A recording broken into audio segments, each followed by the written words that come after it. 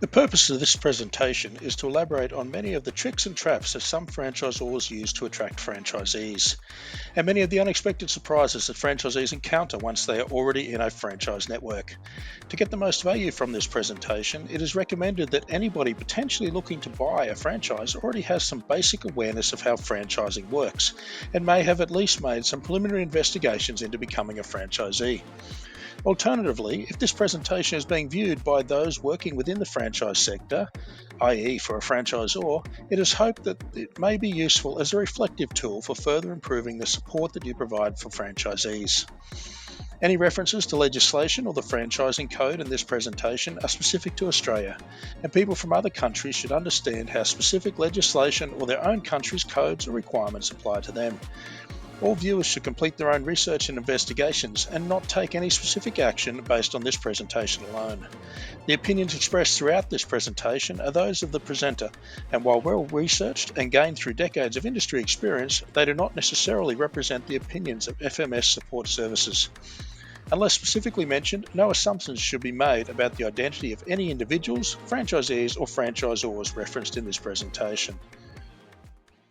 Hello there. This is Shaun Butcher from FMS Support Services. We are a consultancy firm focused on assisting franchisors, franchisees, and all manner of small, medium, and large businesses, especially those dealing with the complexities of operating multiple sites. We provide a full suite of diverse support services to help those businesses along their journey. Throughout the last 30 years, I have been consistently involved in franchising in some format or another. I've worked on both sides of the fence as a franchisee and a franchisor. I have owned or part owned 16 of my own franchises plus one franchisor, and consistently worked as an executive or consultant to many of Australia's up and coming franchisors as well as industry leaders. However, my passion has definitely been working with those franchisors that are struggling and in need of an urgent turnaround, or those franchisors that are just looking for exceptionally rapid and successful growth. This presentation is being delivered in a format best viewed with video content through somewhere like YouTube, but is also suitable for listening as an audio podcast for those who like to take in the information while driving or jogging or doing something else. So I will work my way through this presentation in a way that it can be dual purposed for viewing and or listening without trying to confuse either audience, because I'm probably too lazy to do this again. I'm putting this and a series of presentations together in an effort to address many of the most common questions, concerns, and topics that I am asked frequently about. I'll speak as honestly as I can and provide as much genuine insight as I can without sugarcoating anything. Let's face it, business is serious, franchising is serious. We're talking about real people, real families, real money, and real livelihoods at stake. So the fluff can take a back seat. Besides, there are enough other people that enjoy delivering the warm and fluffy side of franchising, full of rainbows and unicorns if people are interested. I'm definitely not doing this because I like the sound of my own voice or trying to manage the technical side of videos and podcasts, so this certainly will not be an Oscar standard, but hopefully still provide useful content and insight. I'm aware that what I'm about to cover is potentially unpopular with many on the franchisor side of the industry. So this might be viewed by the wrong people, in which case I guess I might find a purpose-built gallows at the next franchising conference just for me, or maybe find myself being accidentally run over repeatedly in the car park. Overall, though, I have to say that franchising has been pretty good to me as a franchisor and as a franchisee. But I have certainly been burned by unscrupulous or clueless franchisors on occasion, particularly as a franchisee having owned very successful franchise sites in franchises that collapsed due to franchisor incompetence, leaving all the franchisees that remained high and dry and in a very precarious situation. Despite the fact that franchising in Australia and globally is generally a pretty good industry, there are a concerning number of either unethical or clueless franchisors out there taking advantage of the trust of franchisees. And I, for one, am sick to death of hearing the tales of destruction, ruin, depression, family breakdowns, blown life savings, suicides, etc., that are the result of the bad apple franchisors. At the same time, there are also a lot of franchisees who experience the same negative outcomes as a result of their own cluelessness or unrealistic expectations going into franchising. So, if this presentation helps to open potential franchisees' eyes a little and enable them to make informed decisions, then I definitely make no apologies for that. Likewise, for any franchisors or head office support teams viewing or listening to this presentation, I would encourage you to consider how your franchise really stacks up in terms of the treatment of your franchisees. And lastly, I would like to point out that when and if I am referencing the unethical and sometimes clueless franchisors out there, I am definitely not referring to the vast majority of very hardworking head office support teams in those franchisors who are almost always doing everything they possibly can to assist and support their franchisees. I'm talking about people like the area managers, the trainers, the IT people, the supply chain and procurement providers. From what I have seen, which is a fair bit, the negative practices that exist in some franchisors are almost always driven from the most senior echelons of these franchisors, whether that be senior executives, CEOs, boards, or significant shareholders, or quite commonly all of the above. Sadly, the people in the wider head office support teams are often trapped until they can find another job or stay put out of a sense of obligation to their franchisees, knowing that without them in place, things could be even worse for those franchisees. They have an extremely difficult job in a difficult environment and have my complete respect and admiration. So, with that being said, let's just start by covering some of the basics. What is franchising?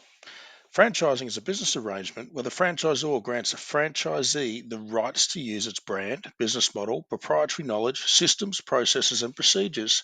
In exchange, the franchisee agrees to pay the franchisor fees and adhere to certain requirements and expectations of the franchisor.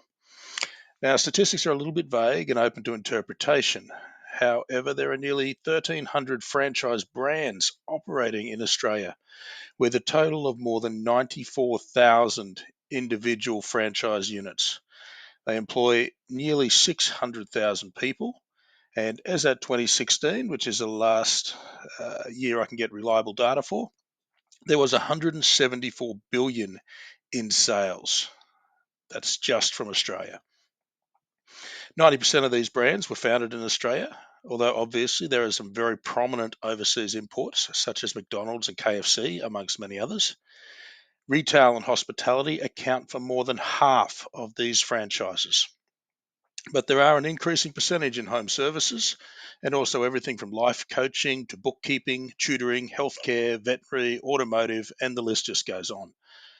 60% of franchise brands have been operating for more than 10 years. Now, compare that to the percentage of small businesses that operate for 10 years, and it's only 5%. Now, let's look at some of the common pros and cons, or advantages and disadvantages, that almost everybody covering this topic of franchising is going to talk about.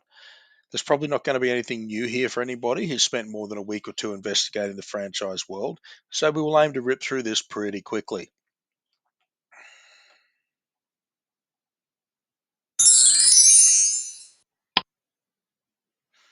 First, we'll look at some of the commonly quoted pros or advantages of franchising. Firstly, there is a proven model, systems, processes, and procedures.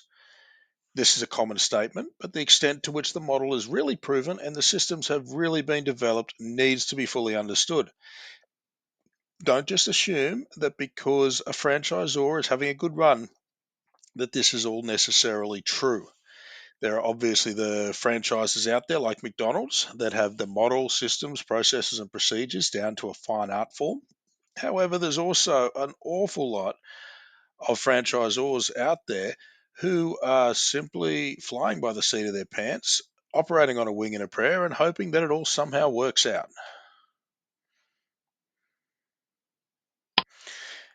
Your second commonly quoted pro or advantage of franchising is business assistance. Naturally, always ensure you understand what assistance is really on offer and if this aligns with your needs. For example, I recently spoke to somebody who was looking at a life and business coaching franchise that offered nothing other than the use of their name, which was then barely even known in the community. So I'm not sure how this business assistance that was on offer was going to be useful to anybody or was worth paying for. But in all fairness, most other franchises are offering at least a bit more than this, and generally an awful lot more than this. Your third advantage or pro of franchising, as commonly quoted, is the brand recognition. Although obviously you need to consider if the brand carries much weight in your area. If the brand is well known or will be well known, that's obviously very advantageous. If the brand isn't well known and nothing is going to be done to change that, then this isn't much of an advantage to you at all. Fourth is the easier access to finance. But remember that easy access to finance doesn't always mean the best deal. However, sometimes, of course, it actually does. Your fifth advantage or pro of franchising, as commonly quoted, is the buying power. Now, we will elaborate a bit on this later because in the last decade in particular, this has become a bit deceptive in a lot of franchise brands, mostly because the franchisors are claiming very large rebates from suppliers, which means that the prices that a lot of franchisees have been paying are barely any better than what they would be paying if they were independent operators. So, this is something we'll talk about a bit later and it needs to be fully understood and investigated. Next big pro or advantage of franchising is the lower failure rate and risk. Once again, statistics can be a bit open to interpretation, but in Australia, at any given point, nearly half of all small businesses aren't profitable. 60% will fail completely within 3 years, 80% will fail completely within 5 years, and these will then probably be replaced by more businesses that will most likely fail again. 92% of small businesses in Australia experience periods of negative cash flow throughout any given year. However, as depressing as all of this is, it actually masks a far worse problem, and that is the fact that the majority of small business owners are working a lot of hours for well below the national average full time salary. 85% of small business owners in Australia aren't even making the national average full time salary, despite working, on average, far more than full time hours. In no uncertain terms, the majority of small business owners in Australia would be better off working as their lowest paid employee than they are actually owning the business. Now, franchising in general has results about 4 times better than the average. Now, that is pretty spectacular and one of franchising's biggest success statistics. However, within that, there is a huge range of winners and losers. You need to understand if you're going to be on the winning side or the losing side of that equation. Your seventh big advantage or pro of franchising is the higher profits and business value. Although we need to keep in mind that the average profit of the most common industries that franchises operate in is less than 5%. So definitely keep that in perspective, as it's pretty easy to have higher profit than virtually nothing, or just 5%. And now let's move on to some of the commonly quoted cons or disadvantages of franchising. The first commonly quoted con or disadvantage of franchising is restrictions on operations, promotions, and the amount of initiative that can be implemented. As a franchisee, you need to have a full understanding of limitations of what can and can't be done by you as a franchisee, and also understand how feedback from franchisees is going to be filtered through to the franchisor to ensure that your thoughts and ideas are represented. Some franchises have franchisee representative groups or councils. Some will take feedback through regular meetings. Some will accept feedback through their area managers. And some franchisors will unfortunately take very little feedback at all. So it's important to check with existing franchisees and see what the franchisor's approach is. Many franchisors do think they know best. A small percentage are genuinely right, but there's some who are also very, very wrong. And that is one of the biggest causes of a disconnect between franchisees and the franchisor. Now, obviously, it isn't practical, nor would it be franchising to have everybody running around doing their own thing. So it is just a matter of considering what the restrictions are on you as a franchisee, what the freedoms are, and what communication channels and options you have to discuss. Next commonly quoted con or disadvantage of franchising is the higher initial costs and fees. Now, this could be a bad thing or it could also be a good thing depending on the return on investment or ROI. ROI or return on investment basically means how much money or profit you can expect to make from your investment. In this case, your investment will be buying the franchise and all the costs associated with that. Your return would be your profits and how much money you make upon selling your business when exiting. So you need to consider your expected and realistic profit projections and resale values and work out whether the higher initial costs and fees are worth it compared to, for example, operating your own independent business. Your third con or disadvantage is the ongoing fees paid to the franchisor. Now, once again, this needs to be considered in terms of the actual value of the franchise and return on investment. Are the franchisor fees worth it?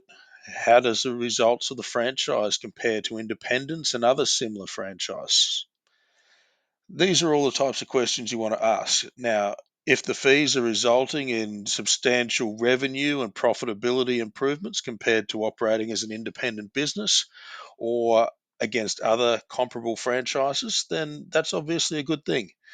On the other hand, if the fees aren't resulting in increased revenue and profitability, then those fees are basically throwing money to the wind.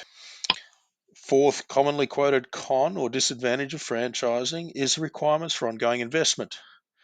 You will need to consider how often franchisees are expected to complete equipment upgrades or new purchases. Are there refit clauses, which are basically requirements to redesign your site to the latest look and feel of the franchise brand? This is covered in a bit more detail later, but these can often obliterate an entire franchise term's profit.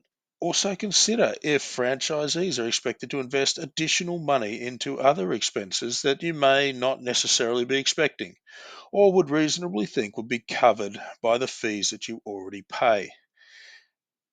A common example of this would be franchisors who charge a marketing fee each week from franchisees, but then expect that franchisees will spend additional money on so called local marketing each week, which is probably the most common example that comes to mind.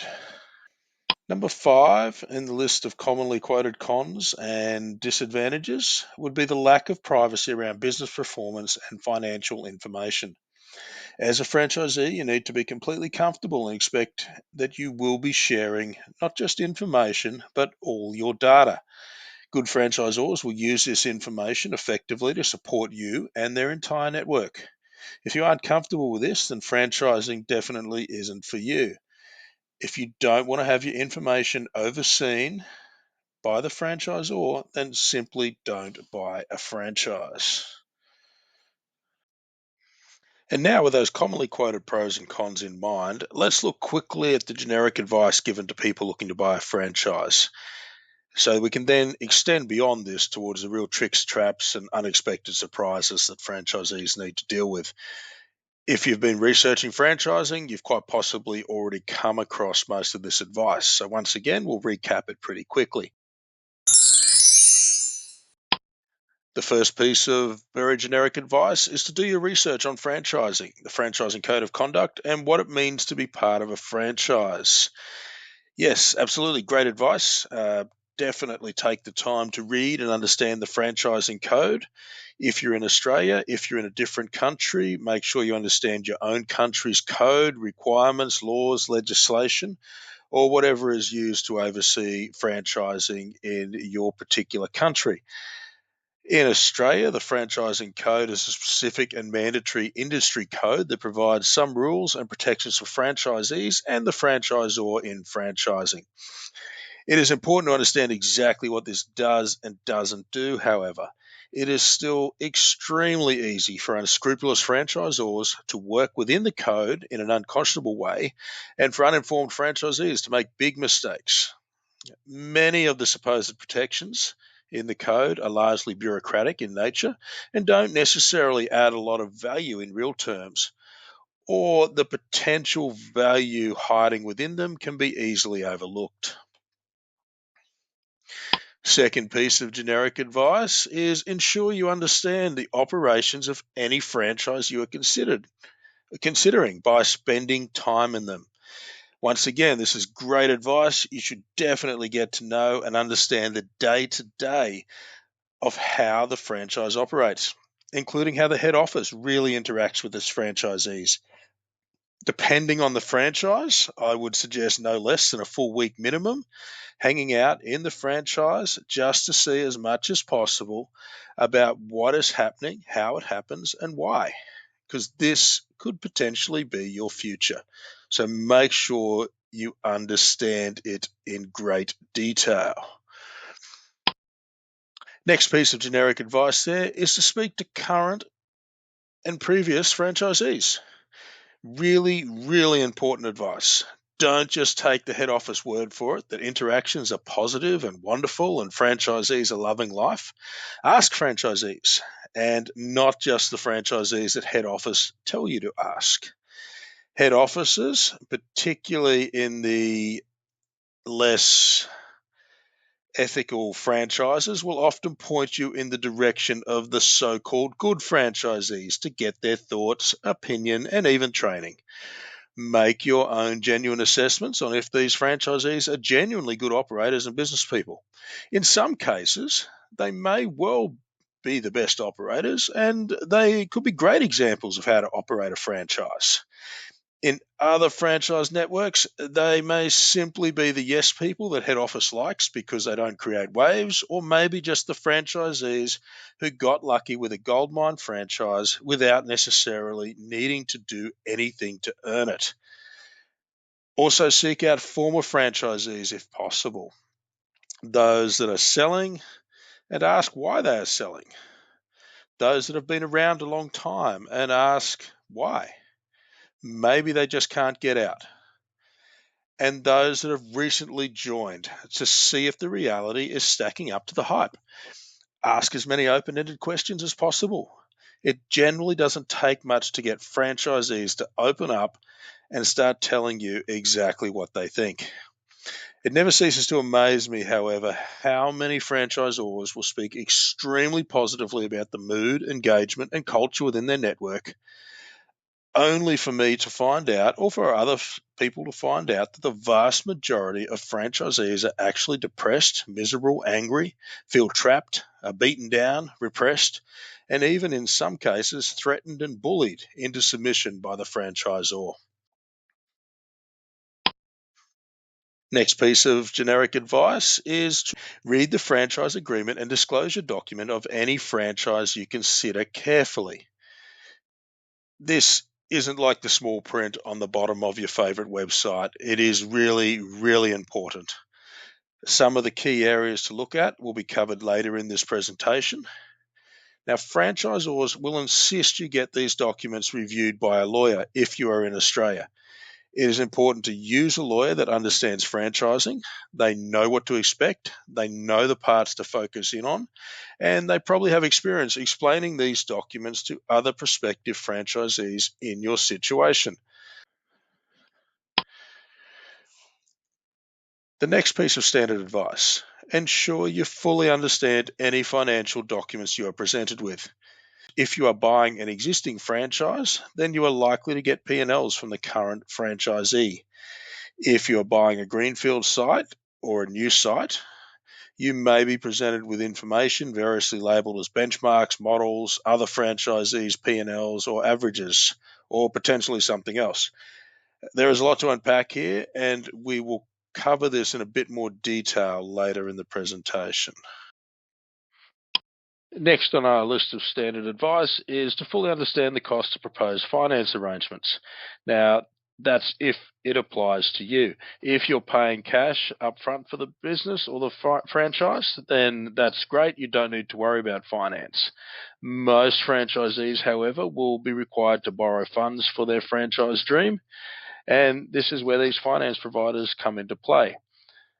Many top tier franchisors will have arrangements with the big banks, which may lend anywhere from 50 to 90% of the business cost at very competitive business loan rates, with only a minimal amount of paperwork for the franchisee.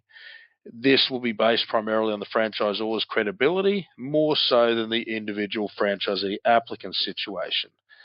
Basically, what the big banks are saying is that we trust this franchisor so much and their success rate is so good that we're prepared to lend a large amount of money to potential franchisees with very few questions asked. Lower tier franchisors will still have some arrangements in place. Usually, however, these will be with alternative finance providers, and the big difference being that they're at much less competitive rates, but still significantly better than no finance at all, of course. It is important to consider whether the franchisor's preferred providers are preferable to finance that you are able to access or source yourself, or compared to if you're able to provide your own upfront capital to purchase the business. Just because the franchisor says it's the best finance you can get as a franchisee doesn't necessarily make it true, and there could be some benefits in it for the franchisor when the franchisees sign up. So do your own research, compare what you're able to access yourself against what the franchisor can provide for you, and don't be afraid to make those different sources compete with each other to ensure that you get the best finance rates possible. Now, the cost of weekly or monthly repayments needs to be carefully factored into your forecasts. Generally, the cost of repaying loans is not going to appear on any P&Ls or profit and loss statements, as it isn't an expense from an accounting perspective. However, it is still obviously funds you need to find each week or month. So in essence, the funds for these repayments will need to come from your profits or other sources each week or month until your finance is fully repaid. Too many franchisors have franchisees who are considered profitable because their P&Ls will show a profit, but after having paid their finance arrangements, they are running negative cash flow each week or month. For example, if a franchisee shows a $2,000 a week profit on their P&L, but they need to make finance repayments of $2,400 each week, then in very basic and real terms, the franchisee needs to be prepared to put an extra $400 into the business each week to make those finance repayments. So where will that money come from? I hope you have got the answer, because I don't. And many franchisors will simply label this as your problem and let you figure it out. In reality, though, I've seen franchisees having to borrow the money, defer and fall behind massively on other payments to creditors or the tax office or superannuation, continually try to renegotiate their debts, pulling money from savings, selling assets, mortgaging the family home. Try explaining that to your partner. Borrowing from family or friends, or even getting a second job. The list of possibilities can go on, obviously, but the thing they all have in common is that none of them are pleasant. I've consistently seen franchisors who either brush over this reality or completely ignore it, which is obviously kicking the problem can down the road, especially if the franchisee doesn't see the challenge coming, doesn't prepare for it, and especially doesn't have the funds to easily put in. Incidentally, this also goes hand in hand with another common tactic of some franchisors, which is to gouge franchisees on the fit out and build costs for their sites and arrange easy finance for them, thereby making themselves hundreds of thousands of dollars without the franchisee really experiencing any real pain until they are already trapped and having to work extremely hard, pump money into the business or cut corners in order to keep up with the finance repayments. Next piece of standard advice there is to get professional advice from an accountant, lawyer, and business advisor before making any binding commitments. Franchisors will almost always mandate this as a requirement. However, in Australia, it is also a requirement of the franchising code that prospective franchisees complete documentation to verify that they have obtained this advice or have at least been advised by the franchisor to obtain this advice and elected not to do so. As mentioned before, when getting a lawyer, it is important to get one that understands franchising. Most importantly, they need to analyse the franchise agreement, disclosure document, and any other documentation to ensure that it is reasonable and aligns with the franchising code or other relevant legislation. Even more importantly, the lawyer needs to ensure that you, as a prospective franchisee, understand what you are getting yourself into. When getting an accountant, one that is familiar with both franchising and the industry that you are entering into would be highly recommended. They can then understand any existing financials that are being looked at, help complete projections and cash flow forecasts, and assist the prospective franchisee in understanding the potential viability and return on the investment that the franchisee is making. They will usually also be very useful when it comes to assisting with things like bookkeeping, payroll, mandatory reporting, and the ongoing evaluation of the business if they both understand franchising and the industry that you're operating in. And by that, I mean if your accountant only works with automotive business and you're buying a pizza shop, they're probably not the right accountant for you. If your accountant is one that is highly accustomed to dealing with franchising and very experienced with fast food, QSR, hospitality industries, then for you as a prospective pizza shop franchisee, they would probably be a good choice as an accountant. Now, the value of the business advisor is a little bit more ambiguous and is generally the one that many franchisees elect not to obtain advice from, mostly due to its more general nature. And the final piece of the standard advice that we're going to cover now is to be sure that you're prepared to follow the systems of the franchise before joining.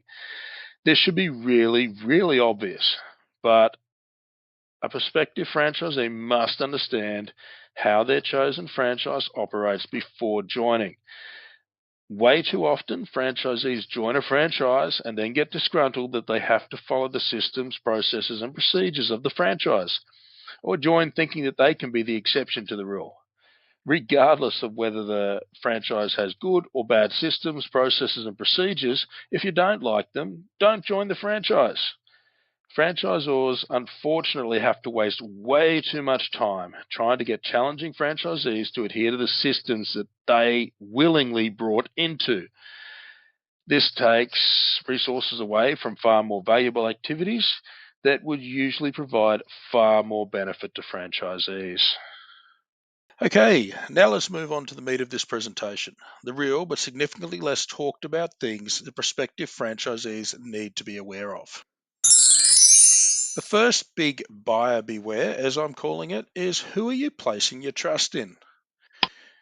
When it comes to who you can trust, there are four basic types of franchisors operating in Australia. The categories related to trust, as I personally would define them, are The franchisors who know what they are doing and conduct themselves ethically. In my personal opinion, we're talking about 20% of the Australian franchisor group. These are going to be your hardest franchises to get into, your A plus grade franchise networks. Think the likes of McDonald's, KFC, maybe Hungry Jack's here in Australia. The second big group, franchisors who are inexperienced or underdeveloped, but mean well and aim to conduct themselves ethically. In my opinion, this time we're talking about 30% of the Australian franchisor network. Commonly, the issue here is franchisors racing into franchising prematurely or without having the foundations in place. Although these franchisors generally have good intentions and a core product or brand that is worthwhile, due to inexperience or a lack of resources, they are often learning as they go. They're defining their own systems as they go and progressively trying to get the right people into their head office and then get some depth in their head office talent pool. There is an inherent risk with these franchisors that they would get themselves into trouble as they grow, especially if they grow too quickly.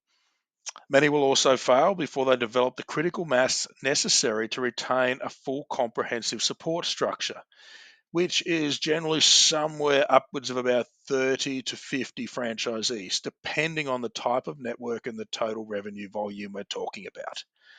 Although I've certainly seen franchise networks with more than 100 franchisees who still don't have things together.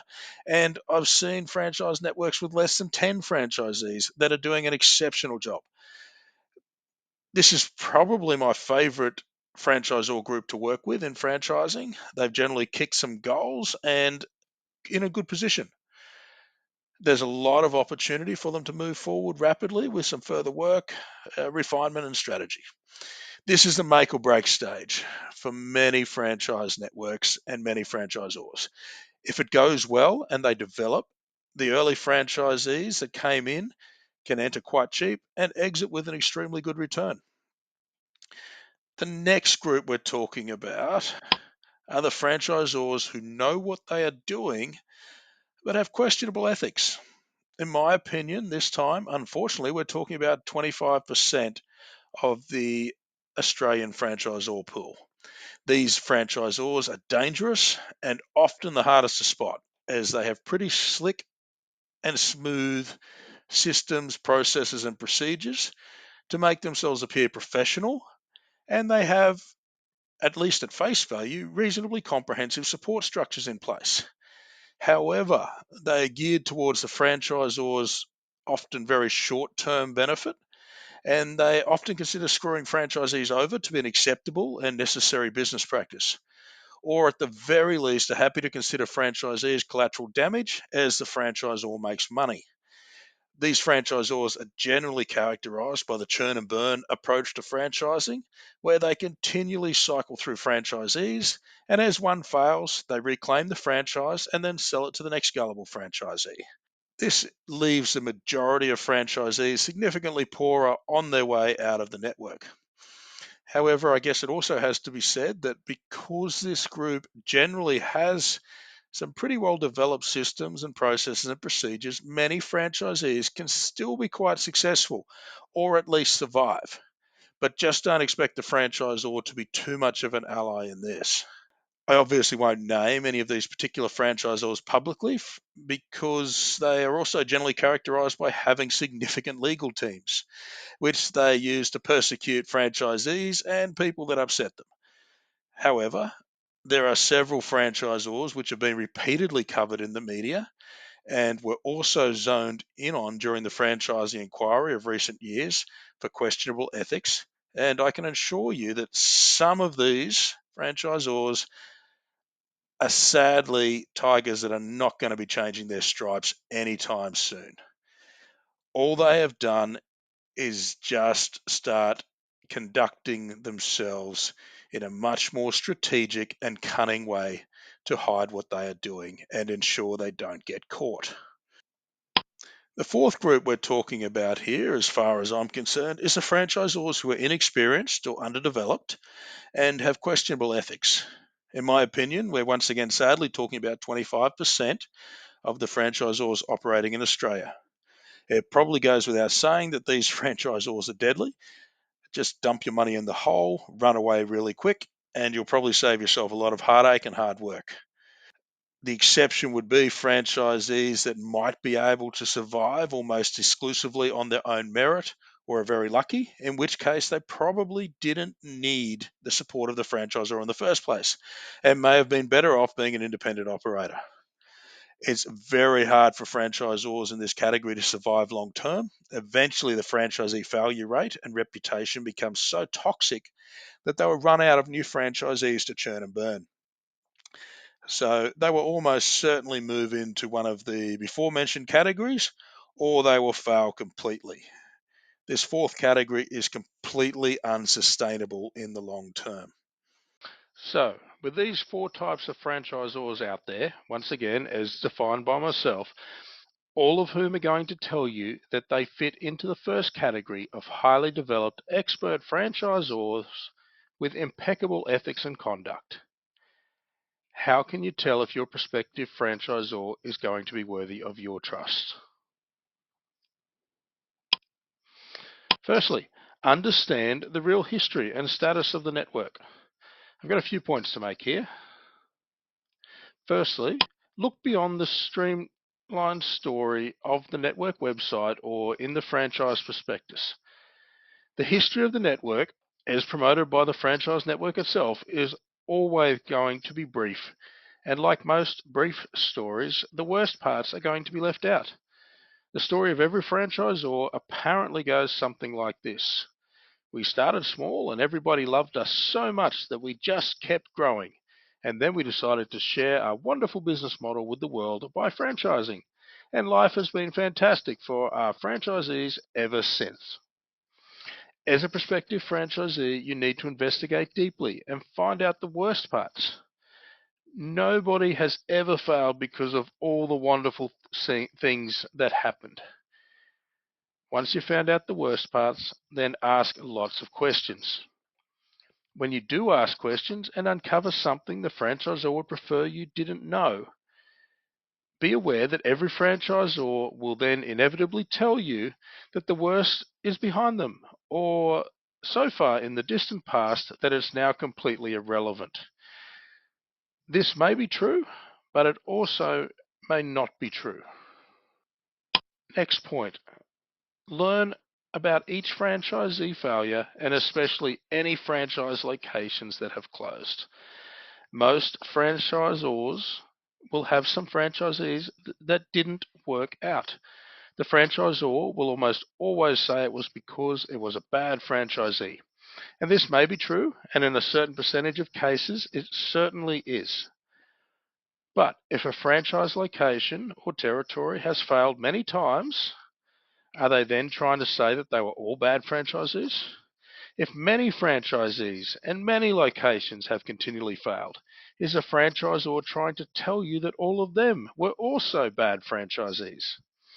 At a particular point, if the franchisor is saying that 20, 30, 50, or maybe 80% are all bad franchisees, then the obvious question to the franchisor is how on earth were your recruitment, training, induction processes, and everything else so bad that you didn't identify these poor quality franchisees before they were already in your network? There is one particular multi-brand franchisor that is well known within the industry as the place where good brands go to die. And of all the brands they have ever acquired, which is quite a few, all of them have been severely diminished in terms of site numbers, with hundreds or maybe even thousands of closures in Australia and internationally. Franchisee failure rates are massive, and many of their brands don't even exist on any level anymore within Australia, and often within other countries as well, due to the fact that they ran out of franchisees who were prepared to operate them. And the franchisor also couldn't operate them. Yet their story still continues to be that these people were all bad franchisees, and they blame the franchisees to this very day. Unfortunately, this has been going on for more than a decade, so I don't think anybody really believes it much anymore. Next point is to learn about any litigation, legal proceedings, arbitrations, or mediations that are taking place or that are ongoing. The starting point for this is usually the disclosure document. Otherwise, online searches, the media, existing or previous franchisees, and even the head office support team can also potentially provide some more information. It is important to remember that Australia is a very litigious society, and we also have obscene levels of complex government bureaucracy, legislation, and enforcement covering everything from employment to taxation and corporation law. It is also increasingly easy for franchisees to force mediation, conciliation, or arbitration just because they can. So the fact that there have been some instances means you shouldn't immediately hit the panic button. But you definitely want to dig deeper and try to understand what has happened and if it is something that could potentially affect a prospective franchisee such as yourself in the future. Also, something to keep in mind is the fact that many franchisors, especially those that are renowned for being very litigious, sending lawyers after their current and former franchisees, and maintaining big legal teams, know how damaging having to list such occurrences in the disclosure document can be, and will try and stop just short of anything requiring disclosure. Next point here is to learn about the financial performance of the franchisor. Once again, the starting point here is generally the required financial information in the disclosure document. However, the franchisor, or if the franchisor is a publicly listed company, there is also going to be detailed publicly available information that can be accessed for each year, along with regular guidance updates and lots of market analysis. Why is this important? Well, the nature of franchising is such that franchisees often live and die by the franchisor. If the franchisor is thriving, then most franchisees will be dragged onwards and upwards. Whereas if the franchisor is failing, then franchisees will be dragged down. And unfortunately, if a franchisor fails completely, the value of each and every franchisee's franchise can effectively be reduced to almost zero overnight. I myself personally experienced this as a franchisee when poor franchisor management of the former Eagle Boys Pizza franchise network caused the network to fall from over 400 sites in 2012 to about 130 when it was finally placed into administration in 2016. I still had one remaining and quite successful franchise location at that time in a regional town that was largely isolated from awareness of Eagle Boys franchisor troubles. And despite the store having good financials that justified a very decent sale price and being a top 3 store in the network, as I tried to sell it, every prospective sale, most of which came from within the local community, would fall through because as the potential buyers did their research and due diligence on the wider network, they realized the franchisor was toxic and nobody wanted to be a franchisee in that.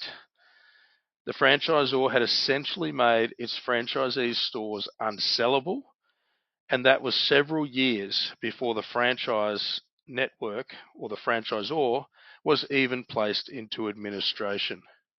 Once the franchisor was placed into administration, you couldn't even pay somebody to take an Eagle Boys Pizza franchise. Almost immediately, 50 of the franchisees that were remaining either shut their doors and walked away or debranded and tried to operate as independent pizza stores, which then left about 80 remaining stores. Those remaining 80 stores were basically stuck in a zombie network, trapped by a franchise agreement and site leases, until eventually the Pizza Hut operator at the time in Australia, which was Allegro, brought the remainder of the network and converted the Eagle Boys pizza stores in areas where there was no Pizza Hut to become Pizza Huts, and then abandoned the ones in areas where an Eagle Boys store was in direct competition with a Pizza Hut. During this whole nightmare process, while the franchisor and then the administrator for the franchisor provided almost no value at all for franchisees, they were still aggressively pursuing all the fees they were entitled to under the franchise agreement. And in the event that franchisees closed their doors or debranded and became independent, the franchisor, or more accurately, the administrator for the franchisor, would then take legal action against those franchisees for breaching the franchise agreement, including pursuing future franchise fees for the life of the franchise agreement. In my case, when I was able to find a buyer for what essentially amounted to the second-hand plant and equipment of the site, which was sadly all it was worth at that stage, the administrators attempted to pursue me for hundreds of thousands of dollars of future estimated franchise fees, which of course I didn't pay and left with my lawyers, but there were many franchisees who, faced with similar threats, did unfortunately pay anything they happened to have left. And ultimately, this is one incredibly very, very sad story of a lot of lives and families being ruined. And the moral of the story is that the survival and the success of the franchisor is very important if you are going to literally and legally hitch your wagon to the franchisor. Of course, the franchisor is kind of damned if they are successful and damned if they aren't. If they are seen to be making too much money, franchisees will often accuse them of being greedy and gouging them. And if the franchisor is struggling, franchisees will say they're incompetent and don't know what they're doing. So keep in mind that you need to be reasonable when evaluating such information. The final point under this heading is the disclosure document can be used as a starting point. This is the final point here to emphasize in relation to understanding the history and the current position of the franchisor and their network. Don't just brush over this boring disclosure document. It is actually really important. There's a lot of very useful information. If you don't understand parts of it, then ask questions, both of your lawyer and of the franchisor. Now, the number 2 point when figuring out if a franchisor is worthy of your trust, understand the background of the key people involved in the network. This includes directors, board members, key shareholders, and executives. Once again, the disclosure document and LinkedIn profiles can be used as a starting point. The disclosure document will contain a summary of information on key leadership people within the franchisor, and LinkedIn profiles can also be somewhat useful. However, keep in mind that many LinkedIn profiles are becoming increasingly embellished as time goes on. Also, review any recent media coverage, being sure to discern the value of the source. Everything in the media needs to, of course, be taken with a grain of salt. The media is about telling a good story, and increasingly over the years, the truth is often harder to find. But the media is also definitely a good starting point for further investigation and questions. But also, another point here is to be sure to differentiate between the kind of positive fluff pieces, such as store openings, new products, community support, growth goals, etc., that are particularly and most commonly run in local media or industry publications, as these can be paid for as part of an advertising package, and they are genuinely not independent. However, obviously there are media sources that are independent and not being paid for. The 4th point to consider in regards to whether the franchisor is worthy of your trust or not is to speak to as many current and former franchisees as possible. And don't be afraid to ask questions about the conduct and ethics of the franchisor. Current and former franchisees, as I think we said before, are a great source of information. So ask them plenty of open-ended questions. That is, questions that don't require a yes or a no answer. Get them talking, and most importantly, listen to what they have to say. it normally doesn't take too much to get people to open up about their own experiences. Naturally, though, keep in mind that you would need to read between the lines of what different franchisees are saying. A franchisee who is doing really well is naturally likely to be more positive than one who isn't. A franchisee who is or did really poorly before exiting is potentially likely to blame the franchisor for everything, even if they were in fact partly or even wholly to blame themselves. A franchisee who is desperately trying to sell their business will probably have an ulterior motive in saying that the franchisor is fantastic. Franchisors, especially those with lots to hide, will often push prospective franchisees towards their favorite existing franchisees who they know will say good things about them. Naturally, you don't want to ignore what these franchisees have to say, but be sure to look a lot wider and look for patterns in the information you receive from a diverse group of franchisees. Particular patterns, especially in poorer quality franchises, will start to stand out very quickly. Fifth, in determining whether a franchisor is worthy of your trust, carefully consider why the franchise is in the position it is in. Are they rising, stable, or falling? If they are currently successful, why are they successful? Is it likely to continue? How vulnerable are they? Are they realistic about why they are in the position they are in? Sometimes in franchising, a franchisor can ride an early wave of success by being the first to market. They can capture a temporary niche market or even be the only player in the market sometimes. These franchisors may often have great numbers and be extremely successful until such time as the market catches up.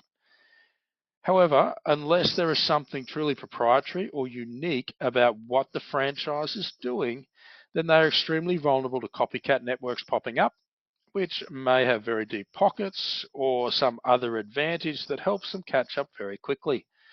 Alternatively, these franchisors may be extremely successful in certain regions based on a complete lack of competition, but will not experience the same success when entering into more challenging markets. These franchisors sometimes can be very arrogant or complacent based on their early success coming from little more than just opening the doors, which means when other competitor networks do pop up, they're caught with their pants down. There are way too many examples of all of this to discuss, but I'll throw a few out there that I have personally experienced or am intimately aware of. I'll start with the Australian franchise pizza market in the early 90s because it's a great example of multiple brands having this problem. And at that time, in the early 90s, the Australian franchise pizza market consisted exclusively almost of Pizza Hut, who was the most dominant player. And if you didn't like Pizza Hut, towards the mid 90s came along Pizza Haven. And both of these pizza franchises were making bucket loads of money, and both had well over 300 stores by the mid to late 90s. Eagle Boys Pizza came along and developed a smart strategy of avoiding any fight by focusing on regional Australia, where they established about 100 stores at the time, and they were doing really well in those regional Australian towns. As somebody who's been involved with all three of those brands in the past, I can say that on average, they all operated pretty half-assed. But if you wanted pizza, you had no other real choice beyond the few very expensive independent pizza shops that were left, which by the mid to late 90s was very few. And then all of a sudden, in the late 90s, along came Domino's. Aggressive and operating at a much higher standard on average. Pizza Hut and Pizza Haven were far too cocky to respond, and within a few years, Pizza Haven was wiped out completely, and Pizza Hut was reduced massively down to fairly trivial numbers. Eagle Boys had a bit more time to prepare because it avoided a lot of direct competition with Domino's for a long time, which enabled it to move into the number 2 position behind Domino's by mid 2000-ish. But Then poor franchisor management from about 2012 onwards saw that network wiped out too, in part because a ruthless and highly effective Domino's Pizza did not allow its competitors to make any mistakes or missteps and capitalized on them very, very well. Pizza Haven, Pizza Hut, Eagle Boys, and Domino's all sold franchises to franchisees at a premium for many years. But only the franchisees in Domino's were left smiling after a few years. Similarly, the Coffee Club during its early expansion in Queensland was unbelievably successful because Queensland had very little that matched its offering of coffee and good quality food. But they were caught off guard and struggled when they initially moved into other states that did. Sumo Salad, another example, was extremely successful for many years as the only real salad offering in most Australian food courts. Then along came Soul Origin and just did it much better. Sumo Salad went bust pretty quickly. Hell Pizza is another example, particularly of failing to adapt to new markets. Hell Pizza was extremely successful in New Zealand as a gourmet pizza provider that got in early to the New Zealand market and owned that space ever since.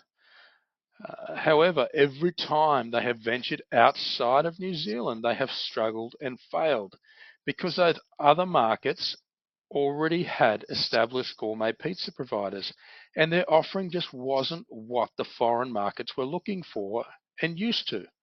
And Hell Pizza refused to adapt, ultimately leaving all franchisees in foreign markets to go bust, including here in Australia. Although I do have to say, in all fairness, that there's a second coming of Hell now, currently on the way in Australia, which hopefully will be much more successful if they have learned anything from their previous experience. Similar story with Little Caesars Pizza, which is a hugely popular American pizza company that never really got off the ground here in Australia because they simply didn't adapt for the Australian market. Franchisor and franchisees struggled for a few years before failing completely. Likewise, successful American franchises like Taco Bell and Carl's Jr. have entered the Australian market in recent years and done very poorly. Why? Because Taco Bell entered an already saturated and relatively small Mexican market with what most people considered to be an inferior offering to every Mexican provider already in place. Carl's Jr., most of which have now closed in Australia when the master licensee went into administration last year, came in very late to the Australian market, trying to take the fight to the hugely established McDonald's and Hungry Jack's, which for anybody in a foreign country, Hungry Jack's is the Australian version of Burger King. Another interesting example comes from a franchise that I won't actually name, but they largely own a certain style of food in the QSR market, thanks to being very early into that market, then moving quickly to acquire or pulverize competitors who came later. This, coupled with the fact the majority of franchisees were extremely hardworking first and second generation immigrants who were happy to work massive hours for less money than average, led to what I would consider to be an overconfidence of the franchisor in their own ability. Unfortunately, they then decided to enter into other segments of the QSR market that actually did have competition. Through starting a new brand and acquiring some small existing brands. And it has been a disaster, especially for the franchisees, the majority of whom have already failed or are currently failing. At the same time, the franchisor took their primary brand, the successful one, overseas to try and be competitive in foreign markets with competition that had been established for a long time. And they've gone very poorly. In simple terms, they have mistaken the primary reason for their success in their initial brand as being their sheer brilliance instead of what it really was, which was no competition, extremely hardworking franchisees, and a natural unfulfilled market demand here in Australia. Unfortunately, the franchisees who have made the mistake of buying into their new brands have suffered as a result. In the fitness sector, which seems to pump out a lot of fly-by-night, very niche concepts that boom for a limited period before the novelty wears off. We've seen all types of franchisees come and go, from pole dancing fitness to exercise bike only gyms, rowing only gyms, Pilates or yoga only gyms, different dancing style gyms, stretching gyms, women's only gyms, and even F45 with its 45-minute circuit style training, and UFC gym with its focus on martial arts style training. Many franchisees have lost money after jumping on board for the hype of these very niche fitness concepts, only to find clientele have quickly moved on to another novelty or gym and fitness centers with a much more diverse offering to keep them engaged. The list ultimately just goes on and on and on. So the point is really to consider why franchisors are successful at a point in time, and if it is likely to continue or capable of being replicated in a different new area. Franchising is littered, unfortunately, with the corpses of franchisees who paid a premium for their franchise brand only based on the success at a moment in time or the success in a different region that was unlikely to last or be replicated in the franchisee's market in the long term. Point to consider. If they are not currently successful, are they turning around or expected to grow in the future? A few questions to ask here. Why would you believe they're going to go forward? Because everybody says they are. What risks are there to the future growth? Is the plan for growth realistic? Are you paying based on current value or perceived future value? Keep in mind that just because a franchisor has been through tough times, it doesn't mean it's a bad idea to join them, as there are often huge bargains to be gained here. But you must understand whether the franchisor's plan for the future is realistic and if the price you are going to pay is reasonable given the circumstances. A former owner of quite a few franchise locations in different franchise networks, I used to look for those location opportunities that were in either up and coming franchise networks, recovering franchise networks with a good plan, or poorly managed locations in good, stable franchise networks. I paid anywhere between $1 and $50,000 for each of them, most of whom would charge anywhere between $400,000 and $700,000 for a normal new franchise location. But I then, of course, improved them and resold them for a decent return. Although, if you're going to venture down that path of buying cheap fixer-upper franchise locations, you need to have a lot of confidence in your own ability. You need to have confidence in your team, or you need to believe that the franchisor can support you the same as they could in a solid, successful network. Because in a worst case scenario, you could be completely on your own. Alrighty, let's move on to buyer beware number 2. And that is, are you being sold a dream or a nightmare? In franchising, there's often a lot of reference to selling the dream. Sadly, for some franchisors, this is a bit tongue-in-cheek, as they know full well the dream is made up, and in all probability, it may in fact become a nightmare for franchisees. It's no different to a dodgy car sale yard selling a crappy car for an expensive price without disclosing the fact it will probably blow up 5 minutes after you drive it out of the yard, and then acting surprised later on when it does. Of course, there are also a lot of franchisors who are selling a reasonable, a good, or even a great quality opportunity that has the potential to be a dream. The challenge is to tell the difference. So here are a few places to start. Firstly, speak to current and former franchisees and get their honest opinions. Once again, I stress that this needs to be a diverse cross-section of current and former franchisees, if possible, to get the warts and all information, not just the friendly, positive franchisees that the franchisor points you towards. In particular, in relation to this topic, you want to know if the franchise has lived up to the sales hype that the franchisees were given before buying. Next, you want to consider the performance of corporately owned or franchisor-owned franchise locations. If owning a franchise location is such a dream, then no doubt the franchisor will have some of their own. Commonly, these are called corporately owned or company-owned. If this is the case, then how are they going? Are they profitable? Are they growing? Are they running smoothly? Franchise locations can become corporately owned in several ways. Firstly, they might be franchise locations the franchisor has expressly opened as corporate because they wanted to, usually because they considered it a great opportunity and wanted to keep it for themselves.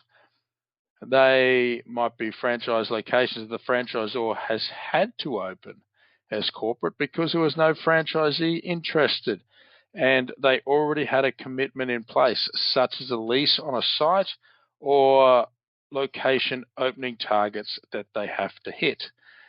They might be failed locations and very commonly are, or franchises where the franchisee did not want to continue after their franchise agreement expired, or maybe franchise locations the franchisor decided to buy back generally because they wanted a particular franchisee gone or on compassionate grounds, such as if the franchisee was suffering from a serious or terminal illness or there'd been a death in the family or something of that nature. Obviously, depending on the circumstances, you may need to give the franchisor a bit of leeway. For example, if they took over a failed franchise last week, don't expect it to be profitable and running brilliantly by this week.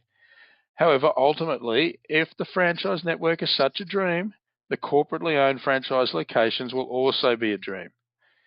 Now, I actually say that a little bit tongue-in-cheek and almost with a mocking intent because I know full well what a lot of not-so-great franchisors are going to give you in terms of a whole bunch of reasons, think excuses, why their corporately owned restaurants aren't a dream and why they operate poorly and why they lose money. Lots and lots of money in many cases. Starting with the number one excuse, which goes something along the lines of, we are in the business of being a franchisor, not running individual franchises. What they really mean is something along the lines of, we have practically no idea how to make our franchise locations work, but please trust us and buy one anyway. We are a selling machine that sells the dream of franchises and then hopes that you, as the franchisee, can figure out how to survive because your ass will be on the line. Now, I know I'm going to get beat up for that, and some people will consider it a little harsh. However, let's have a bit of a reality check here and consider that almost all franchisors have a team of so-called experts in franchise operations, such as area managers, trainers, marketing people, etc. In between all of these experts, if they can't figure out how to run their own franchise locations successfully, then what right and credibility have they got telling franchisees how to? Like I said, with a little bit of leeway for certain circumstances, there is either one or two problems here. Firstly, the model could be broken and the franchisor doesn't want to admit it. For example, the systems, processes, and procedures they are selling you simply don't produce the desired result a lot of the time. Now, this could be because they never produce the desired result, or fairly commonly as well, is that the market has changed and the systems, processes, and procedures that were relevant a decade or so ago are not the right ones for right now. They're not meeting the market. They're not resulting in a franchise location that's going to be successful in the current year. Secondly, The experts guiding you and dictating the system may not have a clue. And sadly, this is a lot of the time the case in franchising, as many people with no real runs on the board can successfully sit in various head office positions, sometimes across multiple franchises over time for decades, while faking it completely. Because quite simply, when things go well, they take the credit, and then when things go badly, they blame the franchisees. Therefore, a lot of people in head office positions in poorer quality franchises, including some of the most useless people I've ever met, honestly seem to believe they have a 100% success rate because they pick and choose what to allocate to themselves and then what to allocate to franchisees. Naturally, they give the credit for all the good results to themselves and the bad results to the franchisees. Another common excuse that sometimes gets trotted out is the franchisor may say that they don't have time to focus on corporate franchise locations because they're so busy supporting their franchisees. This can actually be very true in a lot of well-meaning franchisors, particularly those with limited resources that are currently underdeveloped. It does take more resources to run a corporately owned location than it does to support franchisee locations. Well-meaning franchisors will commonly put their franchisees first over the top of their corporately owned franchises, directing all their best staff, their operational and training and marketing assistants towards their franchisees, and wearing a loss and neglecting their own corporately owned franchise locations. While this isn't necessarily a great idea, it is well-intentioned. I should also mention that it is really only a valid excuse in smaller franchises. However, if there are 100 or more franchises, or even maybe 50 or more franchises, they have most likely crossed a critical mass threshold where this could even be a possibility. Likewise, in some legitimate circumstances, the franchisor may only intend to hold corporately owned franchises for a brief period of time, so may not necessarily put in that much effort to fixing them up, as they have the intention to move them on to good quality franchisees fairly quickly and cheaply. Another excuse that is commonly brought out by franchisors, not the good franchisors, especially here in Australia, is that it costs more to run corporate-owned franchises because of labour laws and other legal requirements. Now, don't get me wrong, Australia is one of the most red tape, heavily legislated and compliance-managed countries in the world. This does cost a lot of money and is a reason so many of our small, medium and large businesses in this country struggle to survive. There are incredibly complex and expensive labour laws, especially for low-skilled workers, superannuation, taxation, corporation, food safety, OH&S, liquor licensing laws, and much, much more that needs to be complied with by all types of businesses.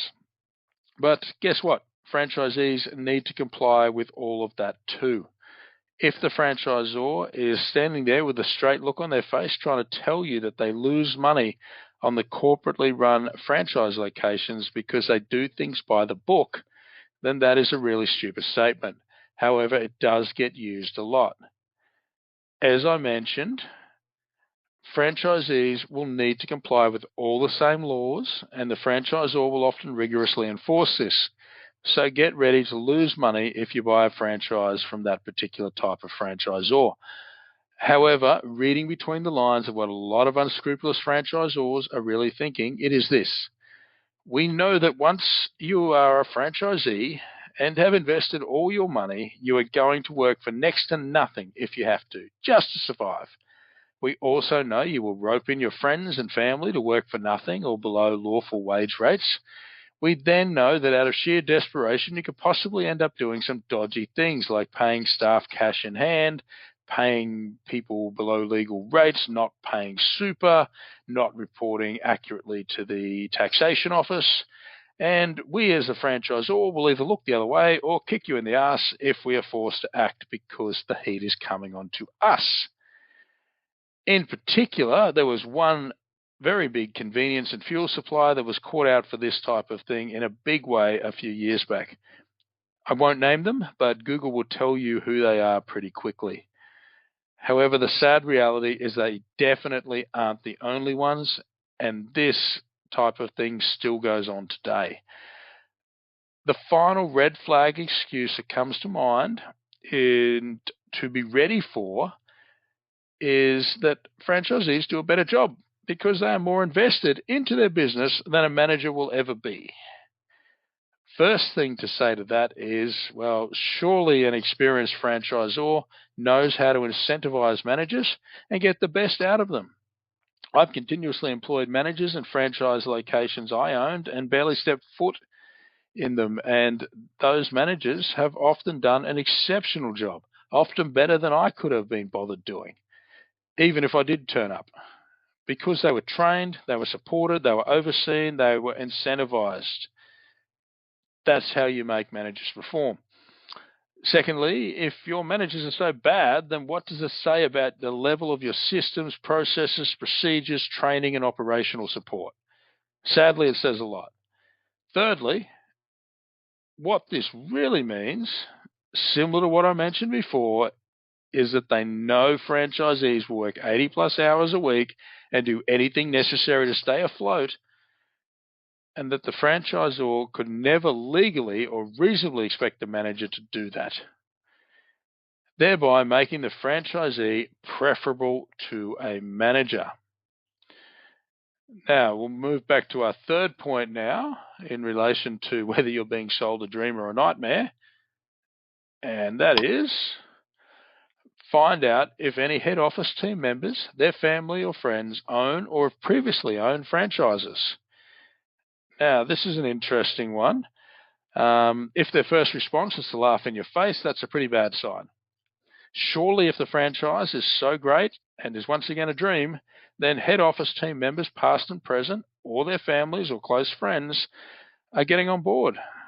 Now, obviously, not everybody wants to own a franchise location or has a family member or friend who does.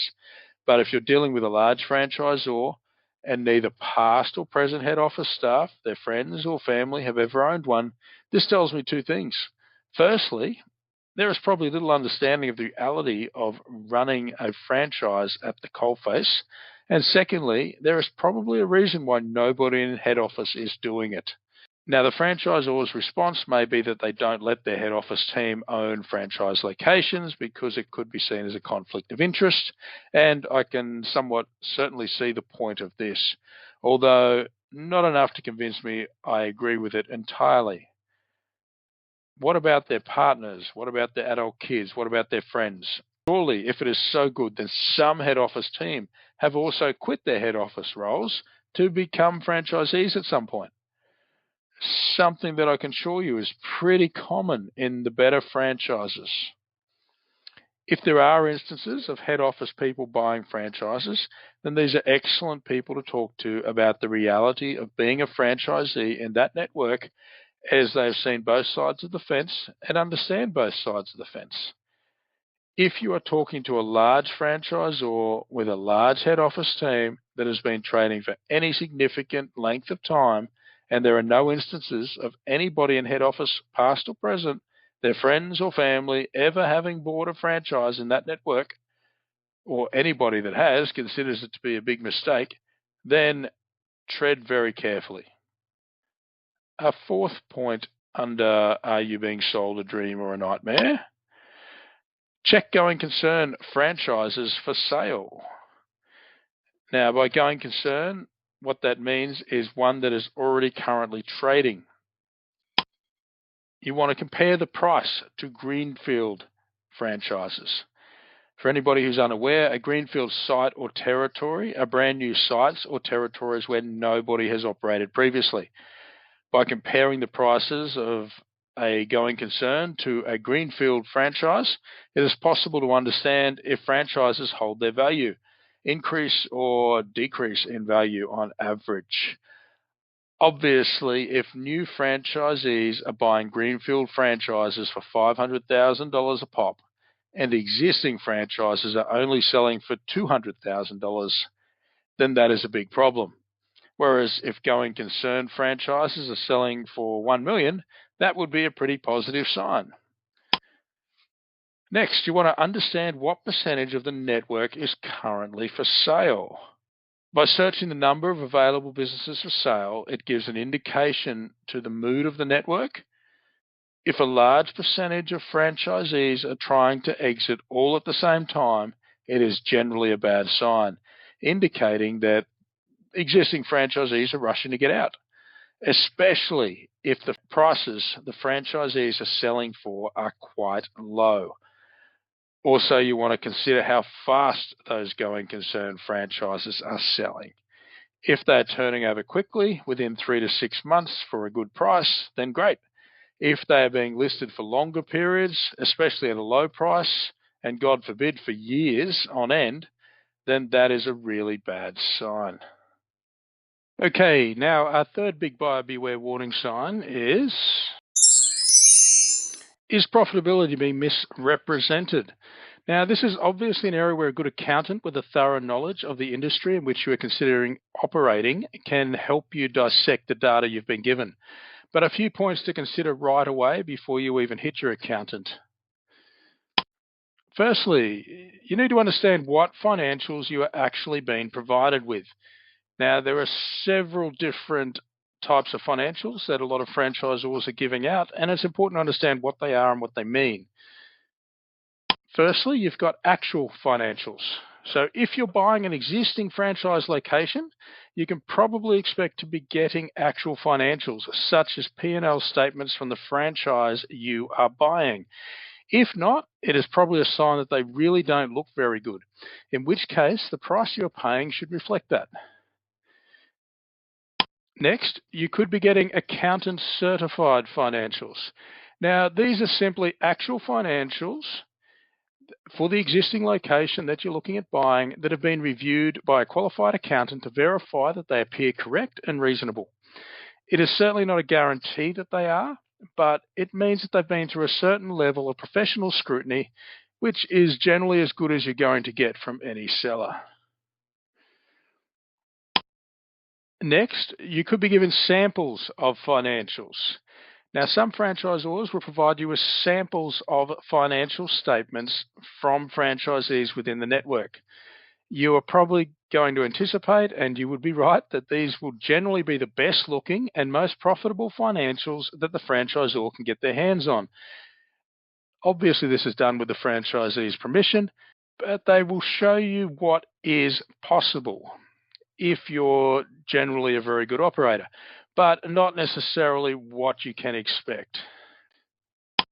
Next are benchmark financials.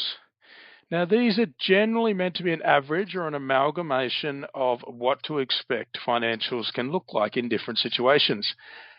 At this point, you are no longer dealing with anything real and directly related to any particular site. What you are dealing with is data that is meant to be representative.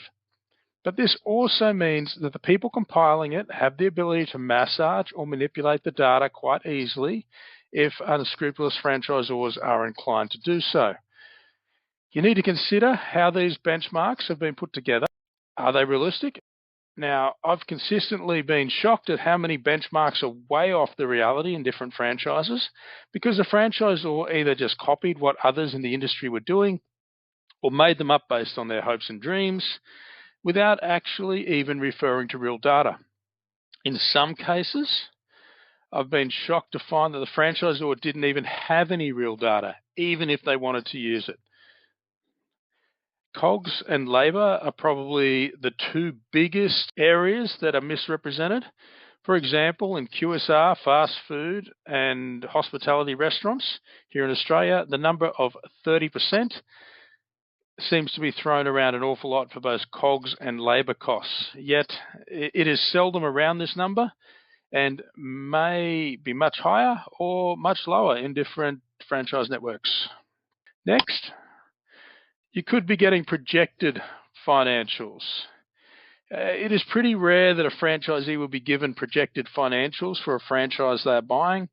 This is basically an educated guess, and no franchisor will want to be held accountable for any type of guess. even though most will have done the projections internally if they are thorough in their processes. But if you are given some projected financials and told that this is what you can expect, then you really need to dive into these assumptions that have been used. Consider, where did these figures come from, particularly the COGS and labour figures. Verify what you can possibly verifying, such as matching lease costs against actual lease costs, and obviously very seriously consider whether the sales are realistic or not. Next, and this is becoming more common, you could be given a complete your own template financials.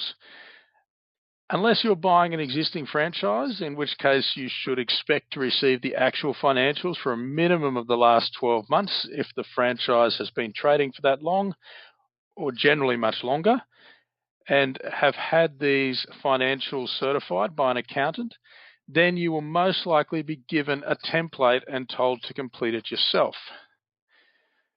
Fingers crossed you will get some help, and throughout the franchisor training and preparation process, you will learn what your numbers should ideally look like, because this isn't an easy process for somebody new to the industry. However, if you've been around the industry for a long time and seen hundreds of new franchises open in different areas, have access to the demographics of an area along with a lot of data, then you can probably produce fairly accurate numbers. Otherwise, you are just taking a stab in the dark. Sadly, the reason most franchises have gone down this path is because of fearing liability if they are to present incorrect numbers to franchisees. They worry that they can be held accountable while at the same time only having limited control over what the franchisee is actually doing.